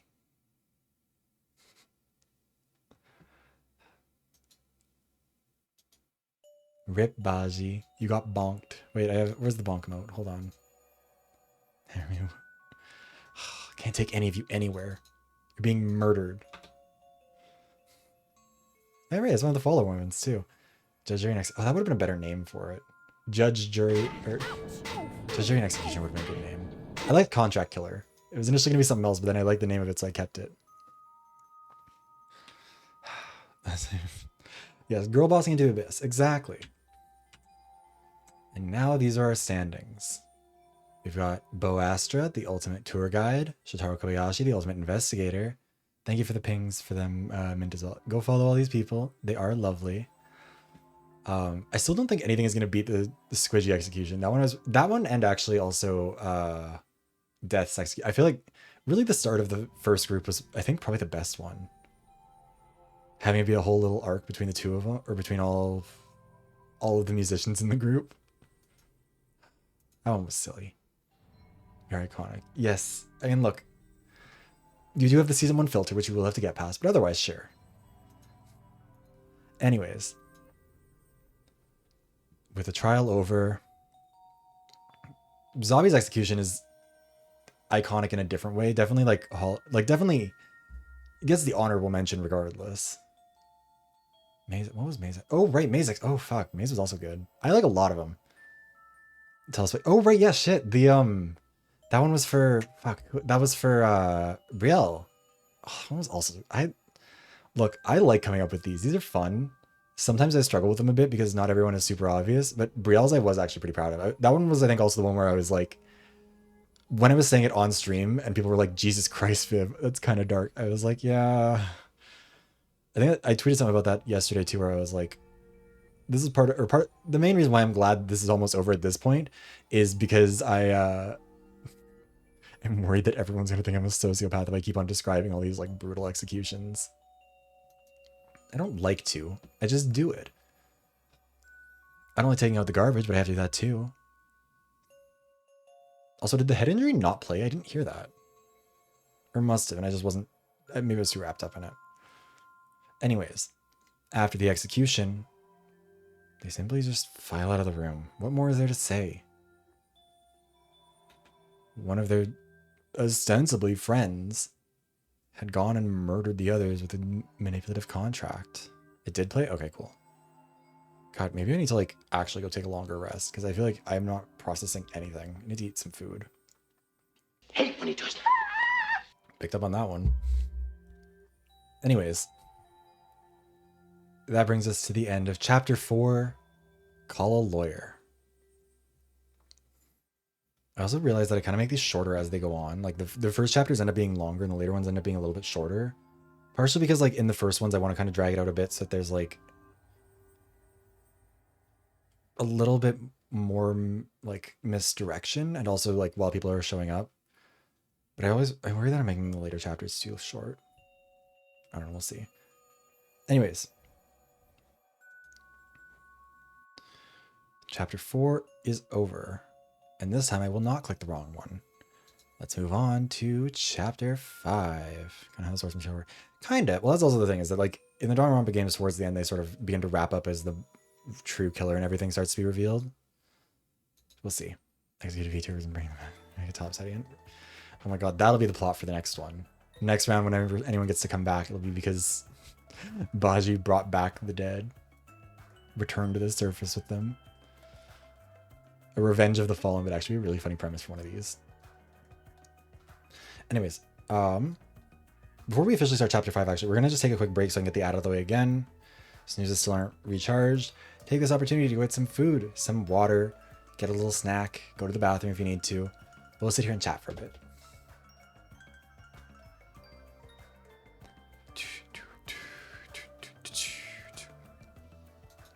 Yeah, I know I said it before, like my biggest... Excuse me. The thing I feel most sad about is the people who like die early on. Those are the people who are like very excited for it.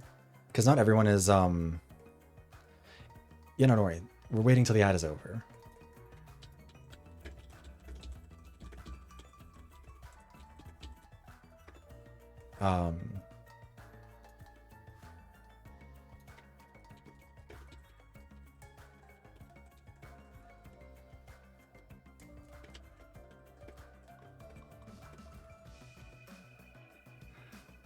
Good house. God damn. Just trying to hit up the dead already. brutal. Because the survival conditions for another killing game. Honestly, yeah. Actually, okay, there's this movie that was, I think it was a pretty small, I think it must have been like an indie movie or something. I think it was called Series 7, right? That was the name of it? Hold on. Series 7, The Contenders. Yeah, this one.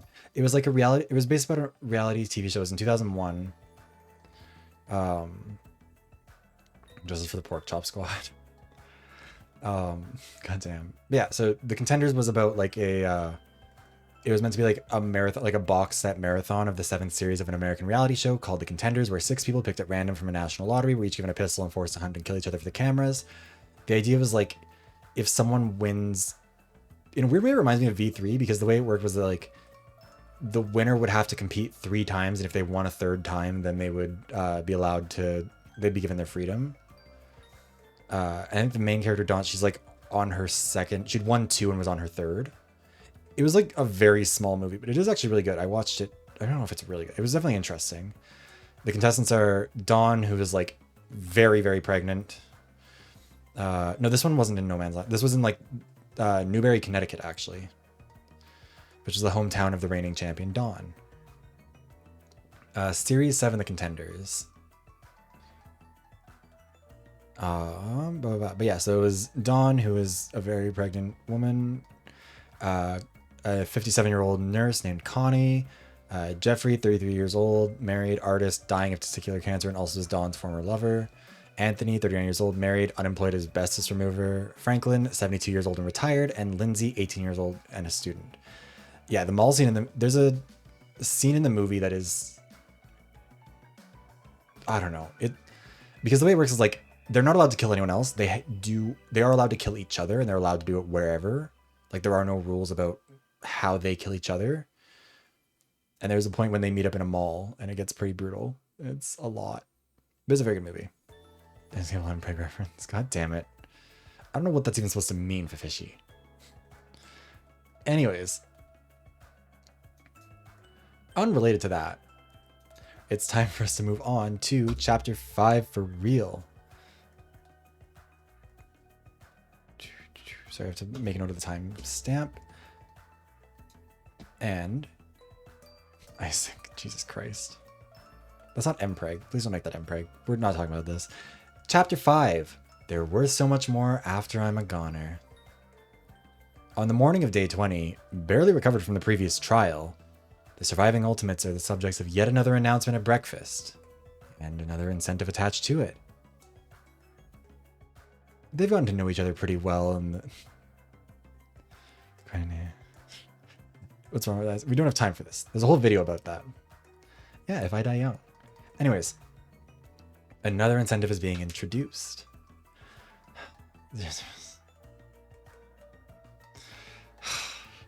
Anyways, they've spent so much time in the manor or the mansion at this point, nearly 3 weeks, that they've probably picked up a lot of secrets about each other. There is no inescapable Mpreg.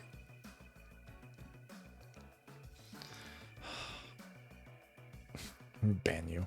Anyways, you've gotten to know each other pretty well over this period of time. Yeah, I'm sorry, Felix. Also, yes, anyone who knows Lunex's tastes, Isaac fits in with those Isaac fits into that like a glove. Anyways, so you've gotten to know each other pretty well in the mansion over these last couple of weeks, almost 3 weeks. But how well do you know each other? And maybe more importantly, how much do you trust each other with your secrets? Well, it might be out of your hands now because of our new incentive, Secrets for Sale. I'm really mad that you guys brought up Inescapable because this is something I stole from them. Boxes have been hidden throughout the mansion containing the secrets of the Ultimates. And if you can find one, you can choose to hold on to it and trade it in for about $20,000 a box, or you can open it to learn more about your friends. Harrison is evil Khaifer, let's be real here. What is happening here? Chat is lost in the sauce of it all. Anyways, with the end of the incentive announcement The Ultimates look around at each other for just a second. Can you really trust these people with your secrets? No, absolutely not. And immediately they begin to scatter, looking for, at a bare minimum, their own. But maybe one or two off of each other. There's not just one, there's multiple boxes per person, as many as they have secrets. They're all over the place. Throughout the day, the Ultimates scour the mansion, looking up and down for each other's secrets. Any thoughts that they might trust each other, any friendship they once had, is out the window. And the thought of not exploiting one another's secrets if it comes down to it never even crosses anyone's mind. Bows live too long, fish. God damn it. You guys are cruel. Actually, what? Let's do this. Let's do an extra prediction. Who dies here? Because you guys have gotten too good at figuring out who the Blackened is. We'll name each person, and then we'll also put an option for a double kill, regardless of who the double is. We're down to 1, 2, 3, 4, 5, 6, 7, 8, 9. Who is the victim of Chapter 5? Beau Astra, Shoutarou, because this might be more interesting for this one, at least to start with. So I guess we are down to a number that we can fit in there too.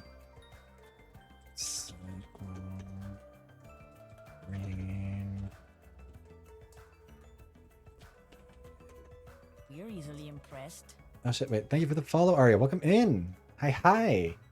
Oh my god. I hope you're having a good day. Better than you were on Thursday. I apologize if you've come into the chat with me. I'm pregging. We've decided that we're going to have a prediction for who the next victim is. Who's left? And then... Okay. We won't run this one for the whole time. We'll run it for a couple of minutes. So, you can vote for an individual if you think that one of them is going to die, or you can vote for double kill, and that'll apply regardless of which people are included. It'll only be open for a couple minutes, though. Yes, we've lost a lot of people here. In our first trial, it was Demii and Lunex. Second, it was Jynx and Draco. Go for a triple kill? No triple kills. The simulation isn't built for it. Yeah, I'm glad you were able to make it. And we'll be doing one more tomorrow with the All-Stars group. Oh my god, what if Puppo dies? What if you die? Well, I have to censor your right to vote. And what about it, Fossil? What are you going to do? We control all the institutions. That's why socialists are so popular and well-liked by everyone. Yukihime or Yuki?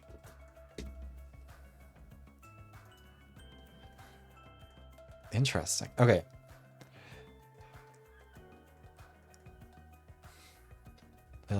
I have. I'm actually, once we're done with this, I'll eventually be, I'm in the middle of a V3 playthrough. But yeah, I've played all of them before. The reason why I'm playing V3 again is because it was my first one, and it was years ago at this point, so I kind of want to, like, re-explore it now that I've played a lot more visual novels and stuff. Afterlife? God damn it. At this point, the in replay. Oh yeah, I saw that. How's that one going?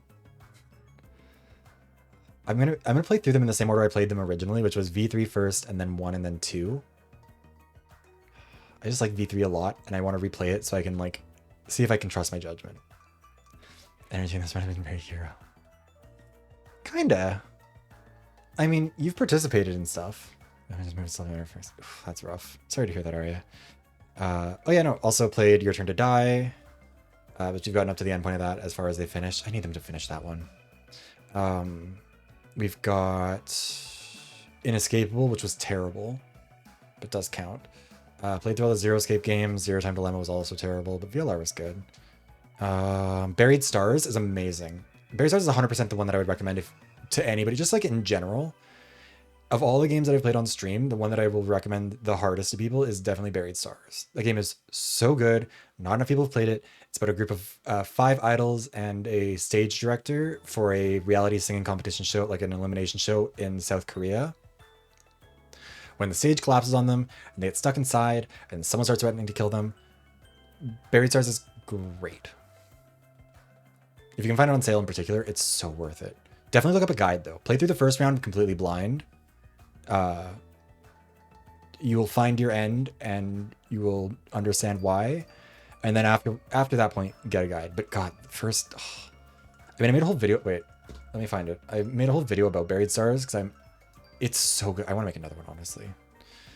But like, if you don't mind being spoiled on the first bit of it, like you want kind of a taste of what the game has, Buried Stars is in here. Or this is the video about Buried Stars that only talks about the first end. So it would spoil up to that, but there's a lot more of the game there. Sorry, you told me. Yeah, Ari, I was a little bit worried about yours because like some people's stories are a little bit more like, let's say, take some liberties with the characters that I'm given. And with yours, I was worried that either you or Tetris would feel like it was maybe not super tasteful. But I was also hoping that you guys would see the humor in it. I was very glad that you both did. Because I was like, this is so silly. But also it feels like it works well. God, Ari's by. Ooh. Yeah, no, we looked at the different submissions that people had made a little bit earlier, and where was it? Yeah,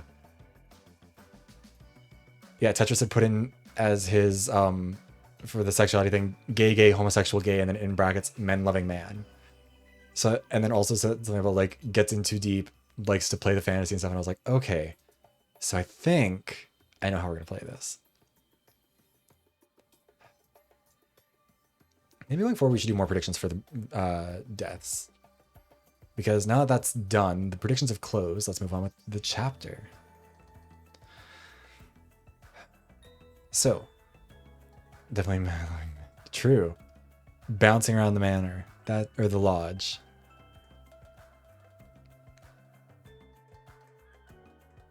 Okay. Also, yeah, really hoping that Your Turn to Die is done soon. It's hard waiting for it, but it's that one's also so fucking good. I know Lunex is playing through it right now on stream. Or like not, I don't think literally right now, but has been going through it. I know Jynx, you played it too, yeah.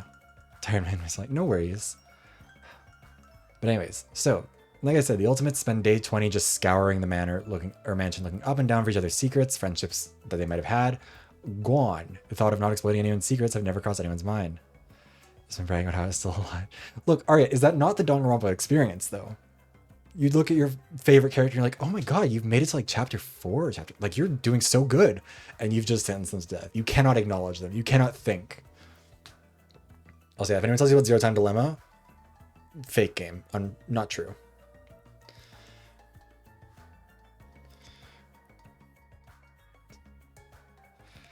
I'll say, yeah.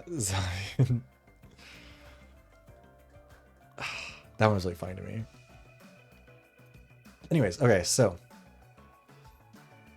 throughout day 20, they keep looking. Also, I had the Somnium Files. I forgot about that one. I had the Somnium Files, also great. Absolutely play that one. And just fun time when I fix my Mpreg. So true. I mean, whose fault is that? Cybertech? Yeah, that one's Your Turn to Die. Very good.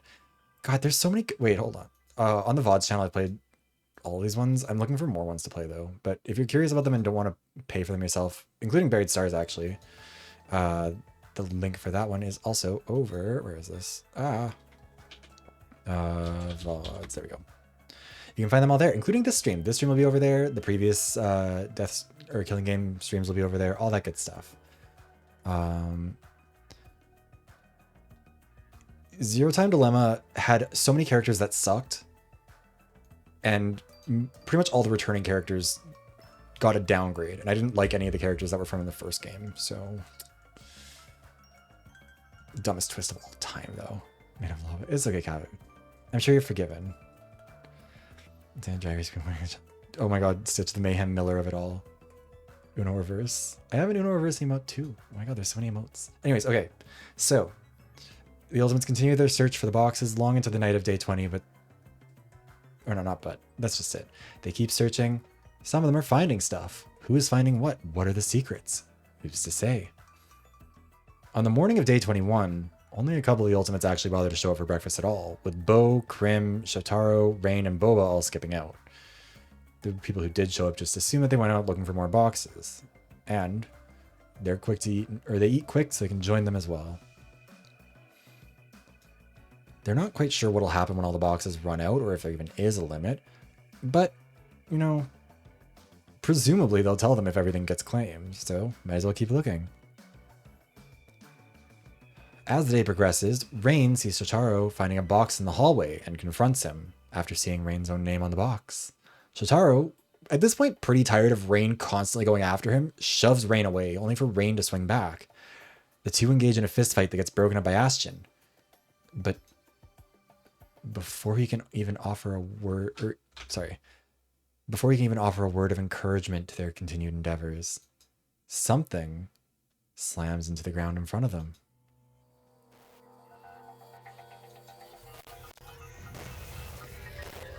Fucked it up.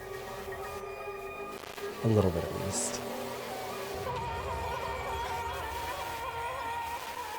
Oh no.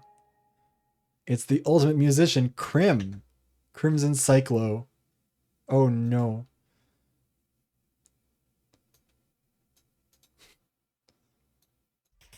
Hold on. Let's start figuring out who got their prediction correct. Oh, literally nobody. Guys, it was the musician. How could you not? How did nobody throw a point at that?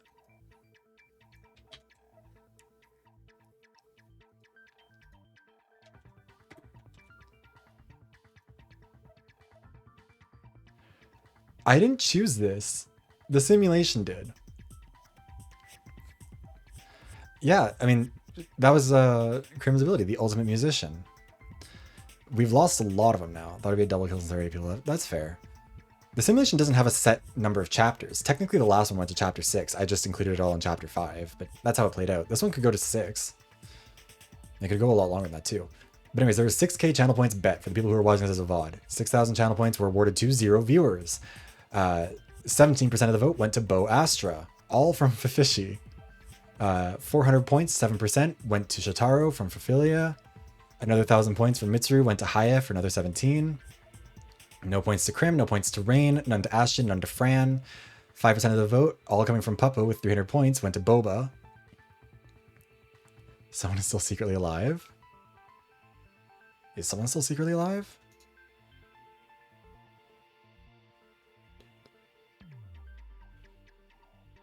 Oh, no, it's just because I haven't swapped over the tab. Crim is dead. Crim is dead. We'll get into the details of it.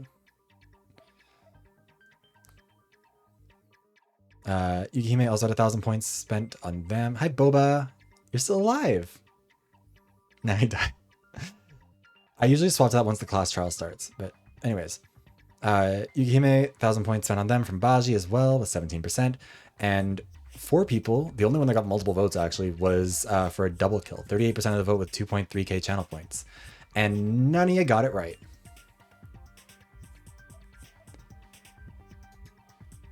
But speaking of, it's time for our next prediction to begin.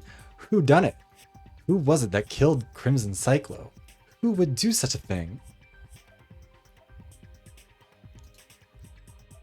Who is the Blackened of Chapter 5? We can basically do the same thing as last time. We just have to remove the double kill option and the Crim option. We're down to 8. All right. Cast your predictions now. You did allude so hard on him he died. I don't know how that would result in Crim falling to his death. But let's explain the details of the murder as found in the investigation documents. The cause of death was blunt force trauma to the head, cracking Crim's skull between his forehead and nose. I would have included the scientific name for that part of your face, but I don't know what it is. His body suffered additional trauma after hitting the ground, having been thrown, or perhaps falling, from a higher level. However, there's not really much more to go off of other than that. And shortly after a quick investigation, the class trial begins. I almost accidentally activated the card that would show who died, or who the Blackened was, which I would have been very mad at myself for. So, Rain immediately points to Haya, Beau, Fran, and Bobachino. Ashton, Rain, and Shoutarou have an alibi for each other, having been on the ground when the body was discovered. Fran points out that she couldn't possibly push Crim off of a ledge or anything, which means that it should just be down to Boba, Haya, and... Wait, no, sorry. I'm missing someone in this, aren't I? 1, 2, 3, 4, 5... Yukihime. I'm missing Yukihime in this, aren't I? Yeah, sorry. Sorry, it just wasn't in my script. So yeah, Rain points to Haya, Beau, Fran, Yukihime, and Boba. Ashton, Rain, and Shoutarou have an alibi for each other having been on the ground floor when the body was discovered. That is not necessarily true. Yukihime is included in the rest of this, just not in the listing bit. I struggle with the list because I forget who's alive. Anyways, Fran points out that she couldn't possibly push Krim off of a ledge or anything, which means that it's just Boba, Haya, Yukihime, and Beau. Beau says that he had been investigating the Ultimate Labs and hadn't seen Krim since the previous day. Boba points out that none of them had seen Krim since yesterday and asks if there was anyone who had actually spoken to him during that period. Yukihime says she had, and that Krim had seemingly been on edge the day before when she saw him. She had suspected that either someone had found a secret of his or that he had found one on someone else. It's Fubuki. It was Fubuki all along. Anyways. Sorry, that wasn't good. We'll continue. Where was this? Shoutarou realizes something. The investigation documents mention the cracked fall and the fall damage separately, meaning that maybe the fall wasn't actually what killed him. The time of death also wasn't mentioned. Is it possible that Krim had been dead since earlier, perhaps since yesterday? Drunk driving. Yeah, don't drunk drive. It's bad. Beau asks what exactly that would even change. Like, either way, someone would have... I mean, obviously, it changes it for Krim, but someone would have had to have been up there to push or toss the body over if that happened. But Fran points out that maybe isn't true. There just needed to be some mechanism for releasing the body. If that's the case, what was happening right before the body fell? So that's the prediction for Fishy. Pablo and Fubuki going out in Chapter 1. You'll have to see. Anyways, Rain says that right before the body fell, they had been arguing with Shoutarou, and then Ashton had broken up the fight, and then the body fell. But, like, how could that have triggered that? There's no way. Not necessarily, Ashton said. Krim had had a bunch of equipment related to music in his lab as the ultimate musician, and had asked for Ashton's help maintaining it in the past. So he had a decent idea of the inventory that he had there. Maybe Fontaines or something to the ground. God damn it. Anyways, what if someone else had grabbed, say, a decibel measuring device and used that to somehow trigger a release? Beau concurs. That would explain why the argument immediately preceded the corpse appearing. However, he says, that would squarely point the finger at Ashton, the only one capable of engineering something like that. Ashton, sputtering, says that that's not true. Anyone could rig that up.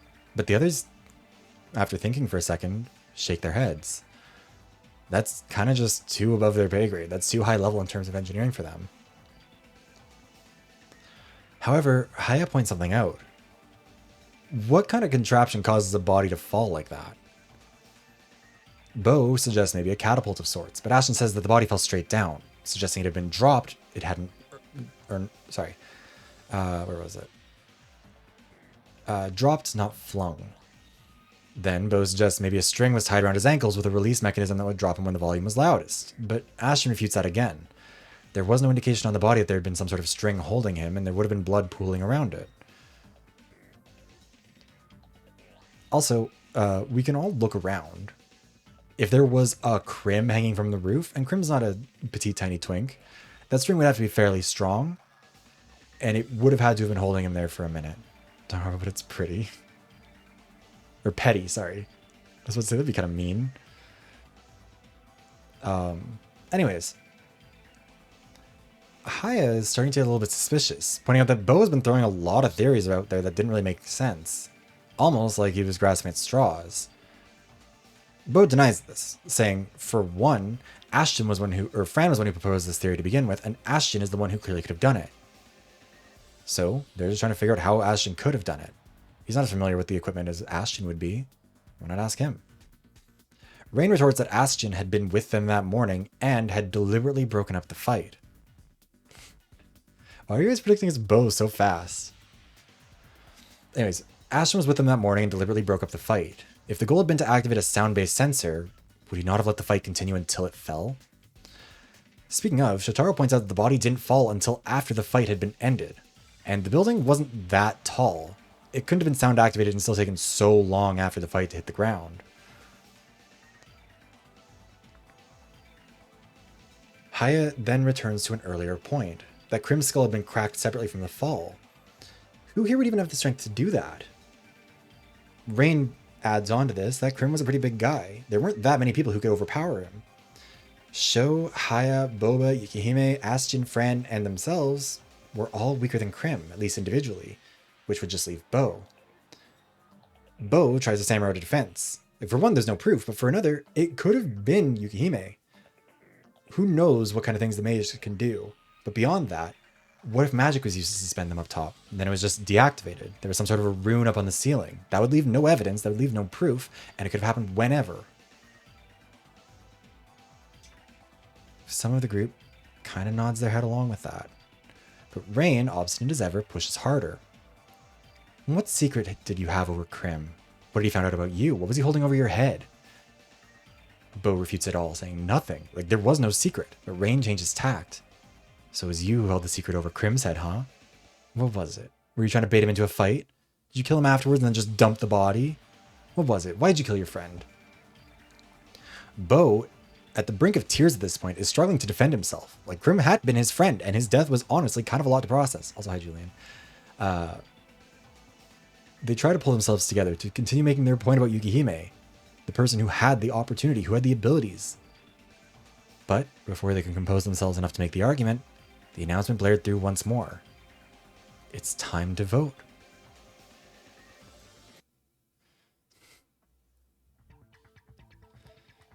Wait, we'll go back. Cast your votes, cast your predictions. Who done it? It says, hi Jillian, how are you? I'd like to point out that's not good logic. Beau isn't necessarily dead yet. It still could be somebody else. And the majority of the points cast are for Yukihime. Who knows? Maybe maybe Beau would have had a better argument if he'd been given the time. Who's to say? Beau crying breaks my heart. Yeah, Beau was sobbing. He was so upset at his friend dying, and it was all coming down all at once. It was a lot. Coming down like Krim's body. Anyways, we're gonna end the submissions in like 10, 9, 8, 7, 6, 5, 4, 3, 2, 1. All right. So for the VoD crowd, the vote was 31% at Beau. No votes cast for Shoutarou, Haya, Rain, Boba, or Fran. 2% of the vote going to Aston, and 66% going to Yukihime. So, who done it?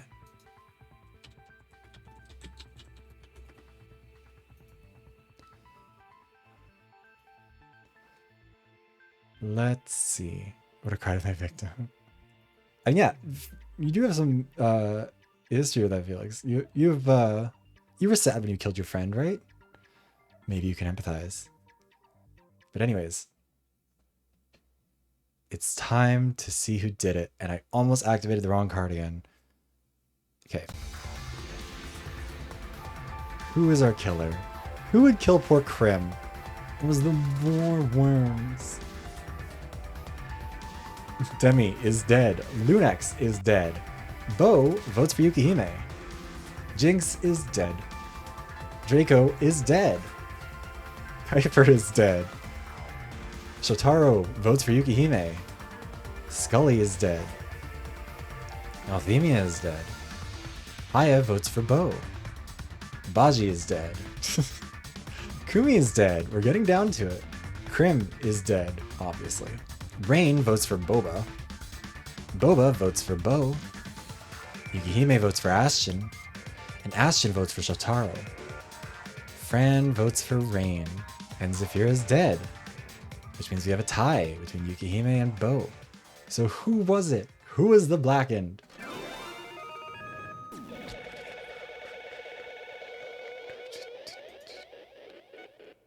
It was Beau! Oh, poor Beau. The ultimate tour guide. Beau, how could you? R.I.P. to the top row. When you guys were talking about that at the beginning, I was like, yeah, well, you're not wrong. You're just early.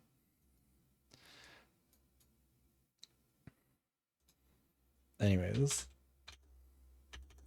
Fuck, I'm trying to open the right tab so I can put on the song for this bit. Comparative over. Honestly, valid. But yeah, I think this is actually... Wait, is this the first time you guys haven't gotten it right? Oh no, they got it wrong in the first one. Got it right in the second. Got it right in the third. Got it right in the fourth. Did not guess the victim of this one right. And didn't guess the killer either. Huh. I thought this one was a little bit more obvious. But yes. It was Beau all along. Killed his poor friend, Crimson Cyclo. And for what? For why? How could he do this? Why could he do this? Well, let's figure it out. Rain's second theory was the closest one to being correct. Beau had found a huge amount of secrets owing to their intimate knowledge of the mansion's layout from their previous investigations as part of their desire to be the ultimate tour guide. They had opened only a select few of them, hoping to mostly save the money, but they'd opened enough to have learned some startling truths about their fellow ultimates. Eventually they found something so shocking about Crim they felt like they had no choice but to confront him about it. And when they did, Crim, who was terrified to realize that anyone had learned of his deepest, darkest secret, begged Beau to hand it over and keep it to himself. But Beau refused, saying he needed to hold on to it. He needed the insurance against Crim revealing anything about him. Crim hadn't really been successful at all with the hunt by this point, and lashed out at Beau. How could you call yourself my friend if this is what you do to me? He got right up in Beau's space, shoving him back and demanding an answer. And eventually, making a fatal mistake by grabbing Beau's horns to shove his head against the wall. Blinded in that moment by rage and acting on pure instinct, Beau would lean down and lurch his head forward, smashing into Crim's face. The shattered splinters of skull pierced Crim's brain instantly, and he was dead before he had time to let go of the horns. After cooling down, Beau realized with horror what he'd done,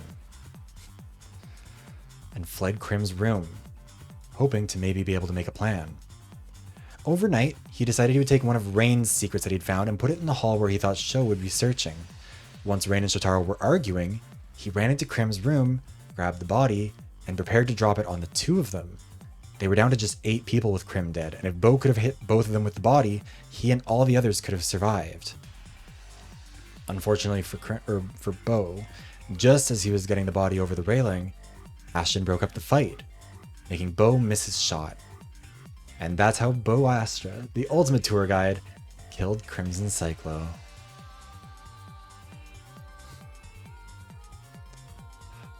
You were trying to go for a triple kill, Crim. How could you? A monster. I mean, you stopped him from killing 2 people who didn't do anything wrong. That's not something to apologize for, necessarily. Water Beau. Beau killed Crim. It's been a lot. You missed a lot, Jynx. Also, did I assign the points already? I think I did. Yeah, I did. Okay. It was a good plan. But, you know what? Best laid plans and all that. Yeah, in for penny, in for pound. It's just about maximizing the good and minimizing the bad. Killing... And Beau's making that argument to the rest of his maybe friends, depends how they feel about this, that his plan had simply been to try and save as many of them as possible. I mean, sure, he shouldn't have killed Crim, that was an accident, but if he'd managed to get Rain and Shoutarou, people who had mostly just been shit stirrers this whole time, then that would have saved 6 people. It just so happens would have included himself. But unfortunately, it didn't work. Well, at least, unfortunately for Beau. Fortunately for Rain and Shoutarou. And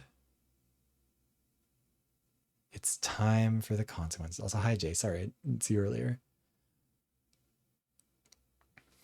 It's time for the execution of the ultimate tour guide Beau Astra, titled Save a Cowboy, Ride a Bull. Beau found himself in a rodeo pen, surrounded by dummies dressed up as rodeo clowns. Trying to remain calm, Beau shut out the sound of the cheering crowd, trying to make a plan. But he couldn't shut out the feeling when the first spurred boot kicked into his ribs. Whipping around, he couldn't find the perpetrator, but it wasn't the last. The dummies kept kicking Beau until he was enraged and lashing out, ripping the dummies off their perches and smashing them. And unfortunately for Beau, he was giving them what they wanted.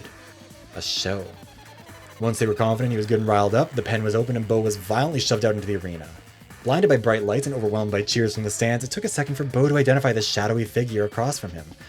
only to react in horror upon realizing that it was a dummy dressed up as Crimson Cyclo himself.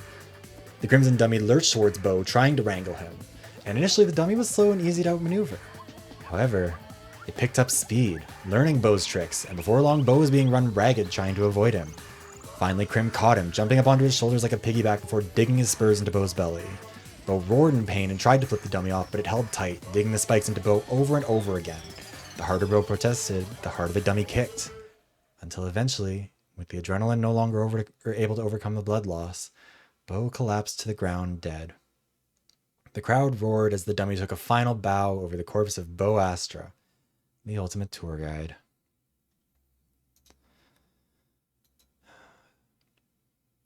Poor Beau, ridden to death, as I figured he would have wanted.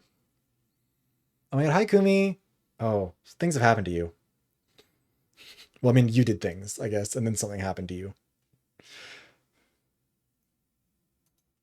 With Beau gone, that you saw the thumbnail? Oh, wait, did the thumbnail? When did that show? Uh-oh. Yes. Oh, you saw the thumbnail of the death, or of the blackened? But here is our roster as of now. We're down to 7. Shoutarou Kobayashi, Haya, Rain, Bobachino, Yukihime, Ashton Higlifer, and Fran. Also, thank you again, Mint. Also, no. Unfortunately, Lunex, like your taste in men, your taste in Overwatch heroes is wrong. The top row has fallen, which I think is also the first time any of the rows have fallen apart, or fully fallen. Alright, we're going to take a quick break, get some food, get some water, get some snacks, or go to the bathroom if you need to, then we'll continue with Chapter 6. The first time we've gotten to a Chapter 6 so far. Higlifer. I don't know how to say Higlifer. What is it? Who? Oh, Demii.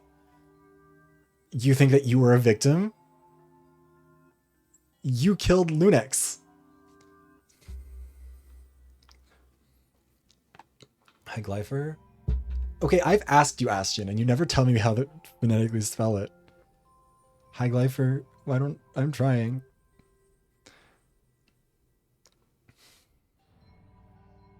No, because I've asked you a bunch of times and you're like, it's fine, you just don't have to say my last name. Anyways, yes, Demii, you were the first killer, in fact. And the chapter was called Don't Be Suspicious, and somehow people didn't really pick up on it being you. Which felt very accurate to real life, where you act suspicious in any of these. And then no one really picks up on it. Okay, like I said, we're going to run the ad now so we can get out of the way, go to the bathroom, get some water, get some food. And we'll move on to Chapter 6 soon. Wait, let me make sure this is the right one.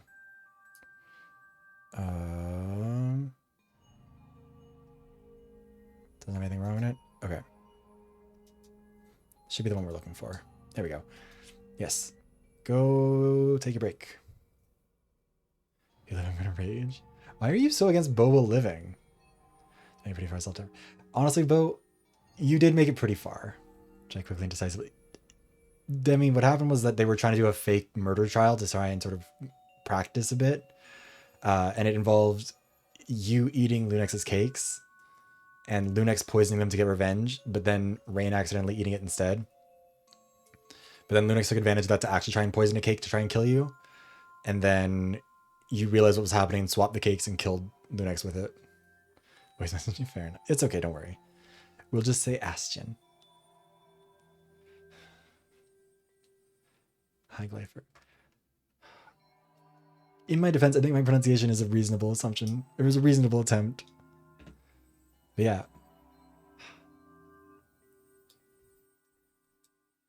Trying to bring it home for us. You know what? You held up valiantly. The top row had a good chance. The bottom row has survived almost entirely. That was a pretty good run for them. But how do we think Chapter 6 is going to play out? Who do we think is going to be our final victim? Because there does only have to be one more death before they get out of here. Who is the victim of Chapter 6?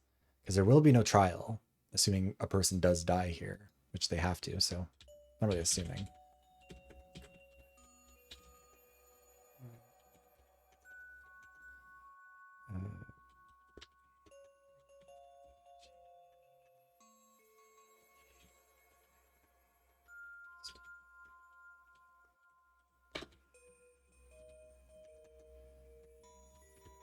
All right, we'll leave it open for like... Leave it open for 10 minutes. We'll give it a good long time to predict. Just shank the closest person. I mean, maybe they will. Who knows? Oh, yeah. So the way it works is like... If there's 6 people surviving, regardless of anything else, they get to leave. Doesn't matter if they like broke a rule to do it. Doesn't matter if like there's no trial, there's no consequences, there's no execution of whoever did it. 6 people survive. Okay, we're back from the ad. Let me make a note of the time.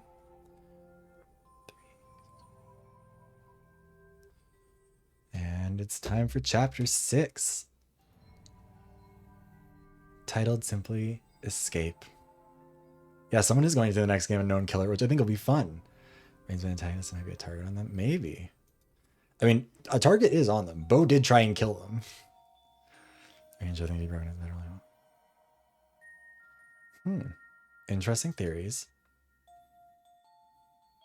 Now.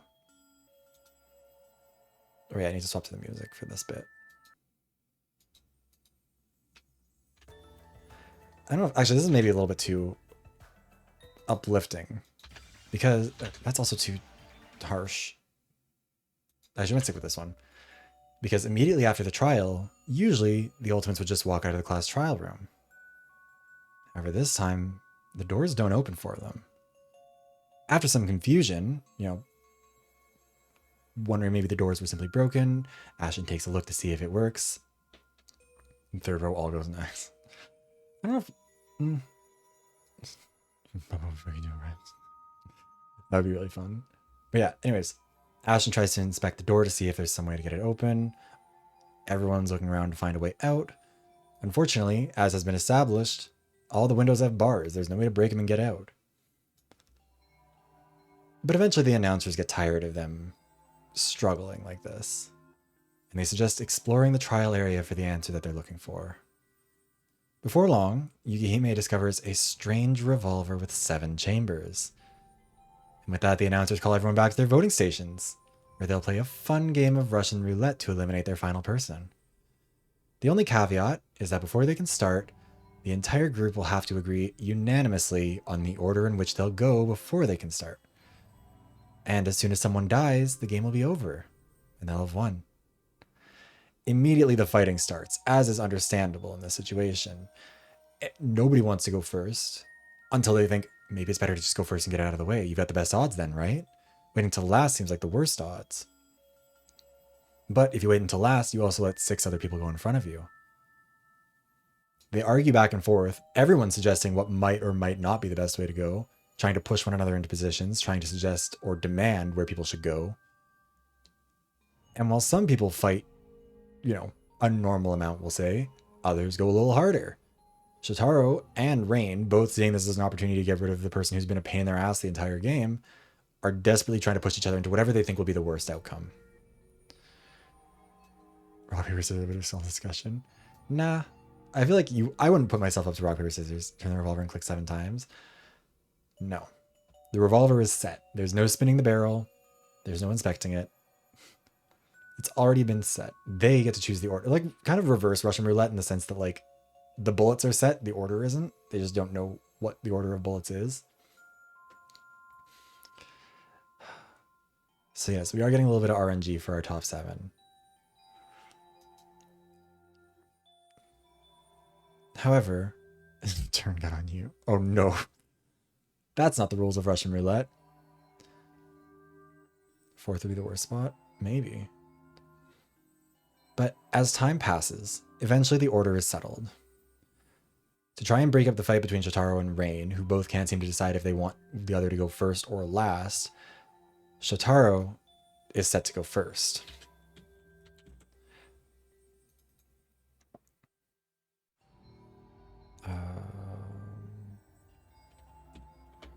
Sorry, I realized I put the same person in twice at one point.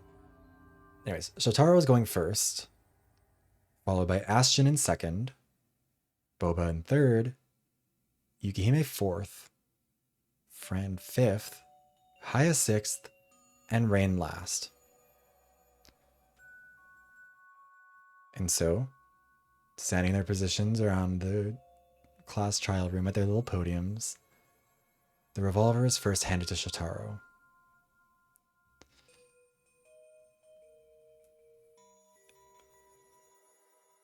Steeling himself, preparing himself for this, he slowly brings the revolver up to his head. And that's where we're going to end the prediction. Take a few more seconds to figure out who you're going to vote for, and then we'll stop. Because it wouldn't be fair if I let the predictions continue going even after someone either died or didn't. I'll give you guys another, let's say, 15-ish seconds. Intentional Lunex. I still hold firm in my theory is that if you want someone to die in Danganronpa, they will live forever. I think that, honestly, Lunex is giving Boba an immunity shield more than anything else. So I vote for all the accusations. Okay. Ending the vote. 5, 4, 3, 2, 1. Alright. So the prediction is 33% for Shoutarou. No votes for Haya. Oh, hi, everyone loves you. Rain has 15% of the vote. Bojino has 13% of the vote. Yukihime has 26%. Ashton has 1%. And Fran has 11%. Also, we'll get to Fran when we get to Fran, if we get to Fran. Don't worry, I have an idea for that.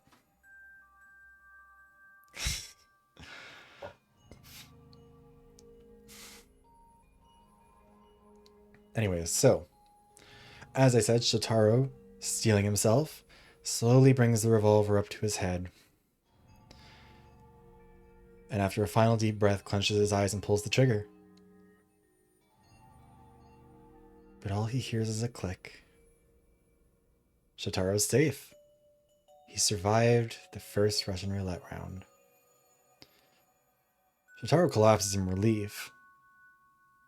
And Ashton walks over to pick up the revolver. Without hesitating for a second, he does his turn. He pulls the trigger. And once again, there's a click. Ashton, as if he knew what was going to happen, simply moves on, passing the gun off to Boba, the third person to go. Boba, attempting to be nonchalant about it all, simply says, "It's fine. There are plenty of me out there." But the smile seems hollow as he pulls the trigger. And for a third time, there's a click. The remaining 4, Yukihime, Fran, Haya, and Rain, are starting to get even more anxious. The odds aren't looking good for them. And most likely we'll see. As Yukihime takes the gun from Boba, he says a silent prayer. To who? Who's to say? After all, she never told anyone who gave her her powers, how they came to be. And if this goes poorly, maybe she never will. With one last look at the rest of her friends, Yukihime pulls the trigger. And just another click. Yukihime breathes a huge sigh of relief. But the others just get more nervous. And next up is Fran, which poses a question. Who pulls the trigger for Fran?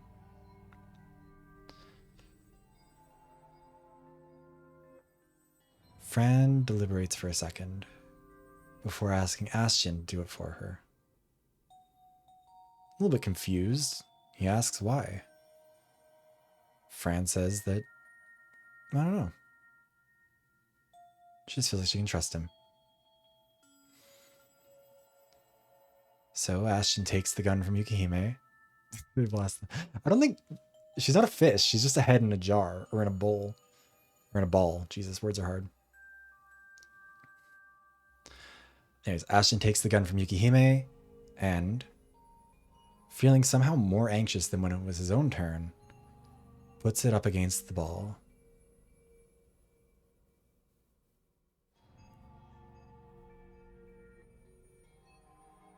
As Ashley goes to pull the trigger, Fran reminds them that they are a bomb after all.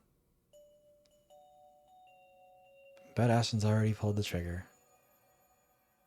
If this is the bullet, they might all go out. Yeah, don't do PCP, it's bad.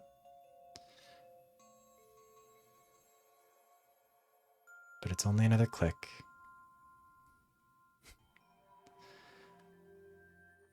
Thankfully, not only is Fran spared, but everyone's spared. Everyone except for either Haya or Rain. Haya, the poor innocent ultimate innkeeper, the one who's been feeding them this whole time, the one who's been protecting them all throughout this,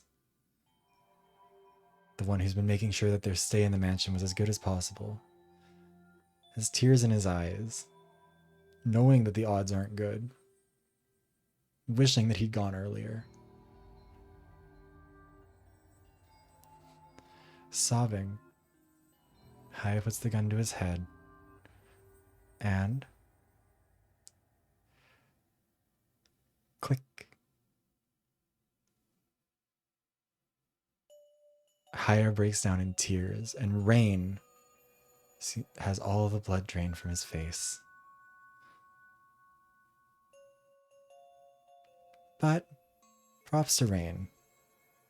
He accepts his fate with a strong upper lip. Haya is unable to keep walking. The stress of the moment has overtaken him entirely, so Rain has to go pick up the gun for himself. Returning to his podium, knowing that the gun must have one more bullet in it, Rain looks around at the rest of the roster. Haya, who had been feeding him this whole time, Fran, who had been a friend to everyone, Yukihime the ultimate magus, whose abilities were still hidden,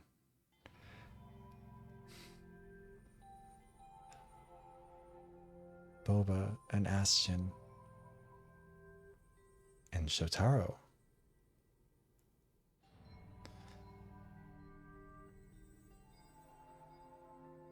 Rain knew that there was a chance that the final bullet would be the one, and that was all by design. He'd been prepared to sacrifice any of the other 6, but if it came down to him, who's to say that they wouldn't still be sacrificed? Before anyone can react, Rain pulls the pistol away from his own head, points it at Shoutarou, and pulls the trigger.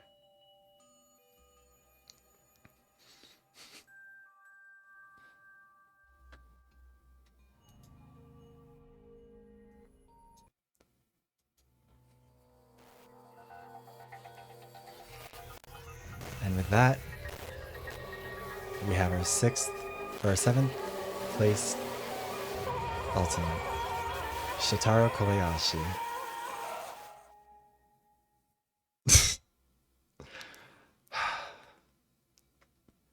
Gagged him a bit for sure. I know. The squabbling had to stop. Yeah, when you guys were saying, like, I really hope that both Shoutarou and Rain don't make it through, I was like, well, I guess. But also, yeah, there wasn't a lot going on in this chapter, so I kind of had to drag it out a bit. But yes, with that, Shoutarou Kobayashi, the ultimate investigator, has been shot dead in the class trial room. The others look at Rain with some shock and horror. I don't know what this, I just heard a random sound come out. I don't know what that was. How could you do that? Shoutarou did what he was supposed to. He lived his round. But Rain stands firm. He never gave up on the theory that Shoutarou was the mastermind all along. But Yukihime points out there's no way to confirm that now. Regardless of who the final death was, the game ends.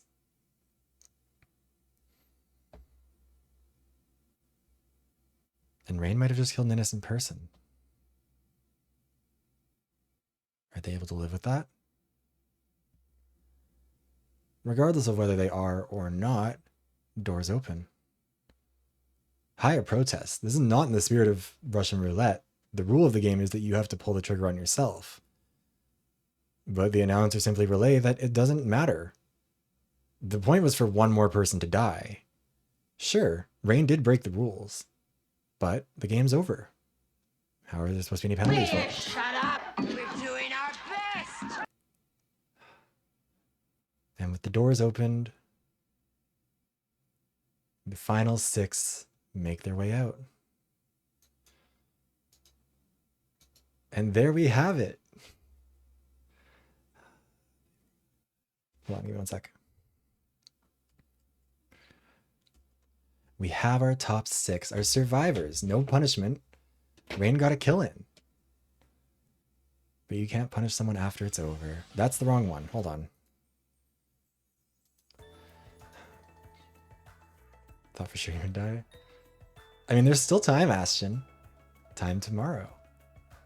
But yeah, okay, so we have our top 6. We have Haya, the ultimate innkeeper. We have Rain, the ultimate actor. We have Boba, the ultimate cyborg soldier.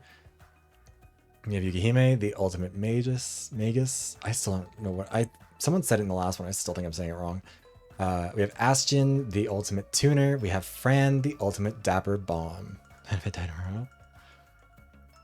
Shoutarou has a good design. Everyone has good designs. That's been what's so fun about this. Reverse going in Saw. Oh, that would have been it. No, they did the thing from what's that shitty Angelina Jolie movie where she like curves the bullet to kill everyone in a circle and then herself. Yeah, the odds. I mean, you got pretty far, Beau. Also, yeah, we need to give our credit to to the people who predicted the last one correctly. Shoutarou actually did get the most predictions. Nobody voted for Haya, interestingly enough. Although actually, Show only had 1 person vote. It's just that Fafelia had put a lot of points on it. Thank you for all the pins, Mint. Or all the pings. But yeah, so we had 33% for Shoutarou, 0% for Haya, 15% for Rain, 13% for Boba, 26% for Yukihime, 1% for Astion, and 11% for Fran. Interestingly, the person with the most votes was actually Rain. They just spent the least points on it.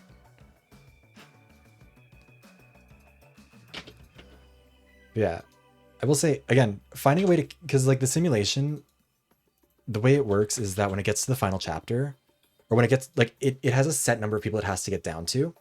So like when it votes, yes, we'll go through the run through of this right away. Yeah, so the simulation, you give it a number of survivors who are meant to make it through, and it will get to that number regardless, but it will not follow a consistent pattern. So sometimes that means that it'll have 5 chapters, like what happened in the Fall of Hope, and if it gets enough double kills in, which was 3 double kills and 2 solos. However, if there are only 2 double kills, like what happened in this one and what happened in Frozen Frenzy, then it still has 1 person left over and it needs to do a final kill on somebody. So it'll just have a murder, it'll decide who killed that person, and then they'll all walk out, basically. So, just like, or actually, and I should say also, in Frozen Frenzy, the Mastermind was still considered to be the killer of it for that one's purposes. Assuming the Mastermind themselves wasn't the one who got killed, which could be the case. But anyways, so the results for this one were, for the survivors, Astion had 4 votes against, was part of 0 ties, and had a 0 for 5 voting record. Boba had 3 votes against, 0 ties, and got the vote right twice. Fran, 7 votes against, 1 tie, 0 for 5 voting record. Haya, 2 votes against, 0 ties, 1 for 5 voting record. Rain, 5 votes against, 1 tie, and a 2 for 5 voting record, and also killed Shoutarou. And Yukihime, 5 votes against, 1 tie, and 2 out of 5 voting record as well. The victims didn't do too hot here. Most of them didn't get anything. Lunex obviously died first, so there's no opportunity to vote. Jynx died with 2 votes against him, no ties, and got the first vote wrong. Althemia, in Chapter 3, had 4 votes against, 1 tie, and got 1 of the 2 votes right. Khaifer, also Chapter 3, 2 votes against, 1 tie, 0 for 2 voting record. Skully, Chapter 4, 1 vote against, 0 ties, 0 for 3 voting record. Zafira, Chapter 4 as well, 2 votes against, 0 ties, 0 for 3 voting record. Crimson, in Chapter 5, had 3 votes against, 0 ties, and had a 2 for 4 voting record. And Shoutarou, who died in Chapter 6, had 3 votes against in total, 0 ties, and a 1 for 5 voting record. Where's Fran? That'll be an interesting dynamic for sure. Lastly, of the Blackened, obviously, Demii didn't get anything right because, you know, they were the killer in Chapter 1, had 3 votes against, and was part of 1 tie. Draco in Chapter 2 had 4 votes against, 1 tie, and an 0 for 2 voting record. In Chapter 3 had 6 votes against, the most of any of the Blackened, was part of 1 tie, and also had a 0 for 3 voting record. Bajiyeen, the Chapter 4 Blackened, had 4 votes against, 0 ties, and a 0 for 4 voting record. And Beau, the Chapter 5 killer, had 5 votes against, was part of 1 tie, and had a 2 for 5 voting record, the only Blackened to get any votes right. Should have killed everyone? You should have, Demii. Unfortunately, you only got 1. Dynamic even see what you're trying to do. Technically, yeah. But yeah, so that's how it ends. Rain versus the Broker and All-Star seem to be the biggest villain in the game. I mean, is Hikaru a villain? He saved the rest of them. God, the next one is going to be really stressful. And also exhausting. That one's going to go a lot longer. Because the way that one works is there are actually winners. It's not just a matter of, you know, who lives and who dies, who makes it to the next round. There are some people who get to win. Let me see if I can find my little winner icon, because I actually made one for this. Scapegoat, not a villain. Thank you, Jynx. I'm glad people are having fun with this. This one was a little bit more scattered. Oh yeah, here it is. This is my little winner circle that we're going to put over whoever, instead of the dead thing. They'll get this, and they'll get it over their names, too. Or over their portraits. How does someone win? That'll have to be revealed at a later date. There are not going to be 6 survivors, though. Too many tickets on the ID check? Oh, wait, are there? Hold on. Papa, would you be able to clear out some of the old ones that have been redeemed for me? I didn't realize that we had too many. Oh, wow. We never closed them. I feel bad. Would Papa, if you'd be able to do close some of the ID check tickets? Just like some of the old ones that have been finished forever that we did and didn't finish. Apologies for that. But yeah. On mobile game. Okay, no worries. I can do it after this if we need to. But yeah, so since we're finished with all 3 of the regular seasons, I can explain to you guys how it's going to go tomorrow. We'll also have to explain it again tomorrow anyways because people are still going to be learning about it. The way it's going to work is there are a few masterminds in the game, as has been established. And since it's the final round, it'd be a bit silly if we let a bunch of people win. He's gonna be so sad. Yeah, maybe. Hopefully Krim won't be too sad. You can come back again later. Anyways. So, there are some masterminds. And the rules will change. 3 plus. Who says Vivros is one of the masterminds? Couldn't be me. I'm too much of a good guy. I'm just a little guy. Anyways. There will be a handful of masterminds. The number will be discussed at a later point.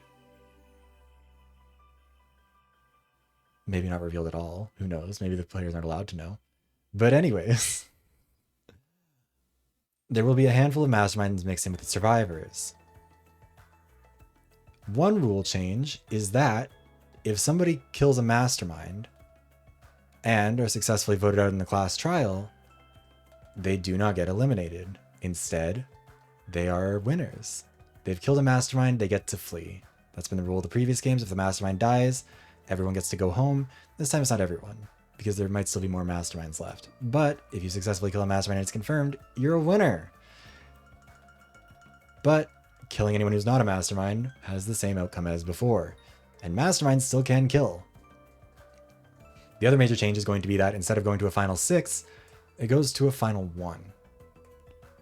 We're going to keep running chapters. The simulation will continue on until there's only one person standing.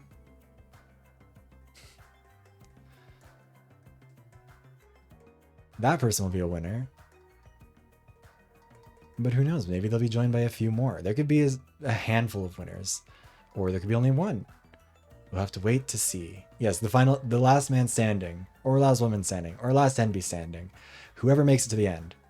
Yeah, basically, you can graduate early by killing a mastermind, or you can make it all the way to the end. Those are your options. The only other outcome is dead. Which means that we go for a lot more chapters next time. I actually can't remember how many are. I don't know if it wouldn't be spoiling anything if I said how many chapters there are in the next one. Ghosts.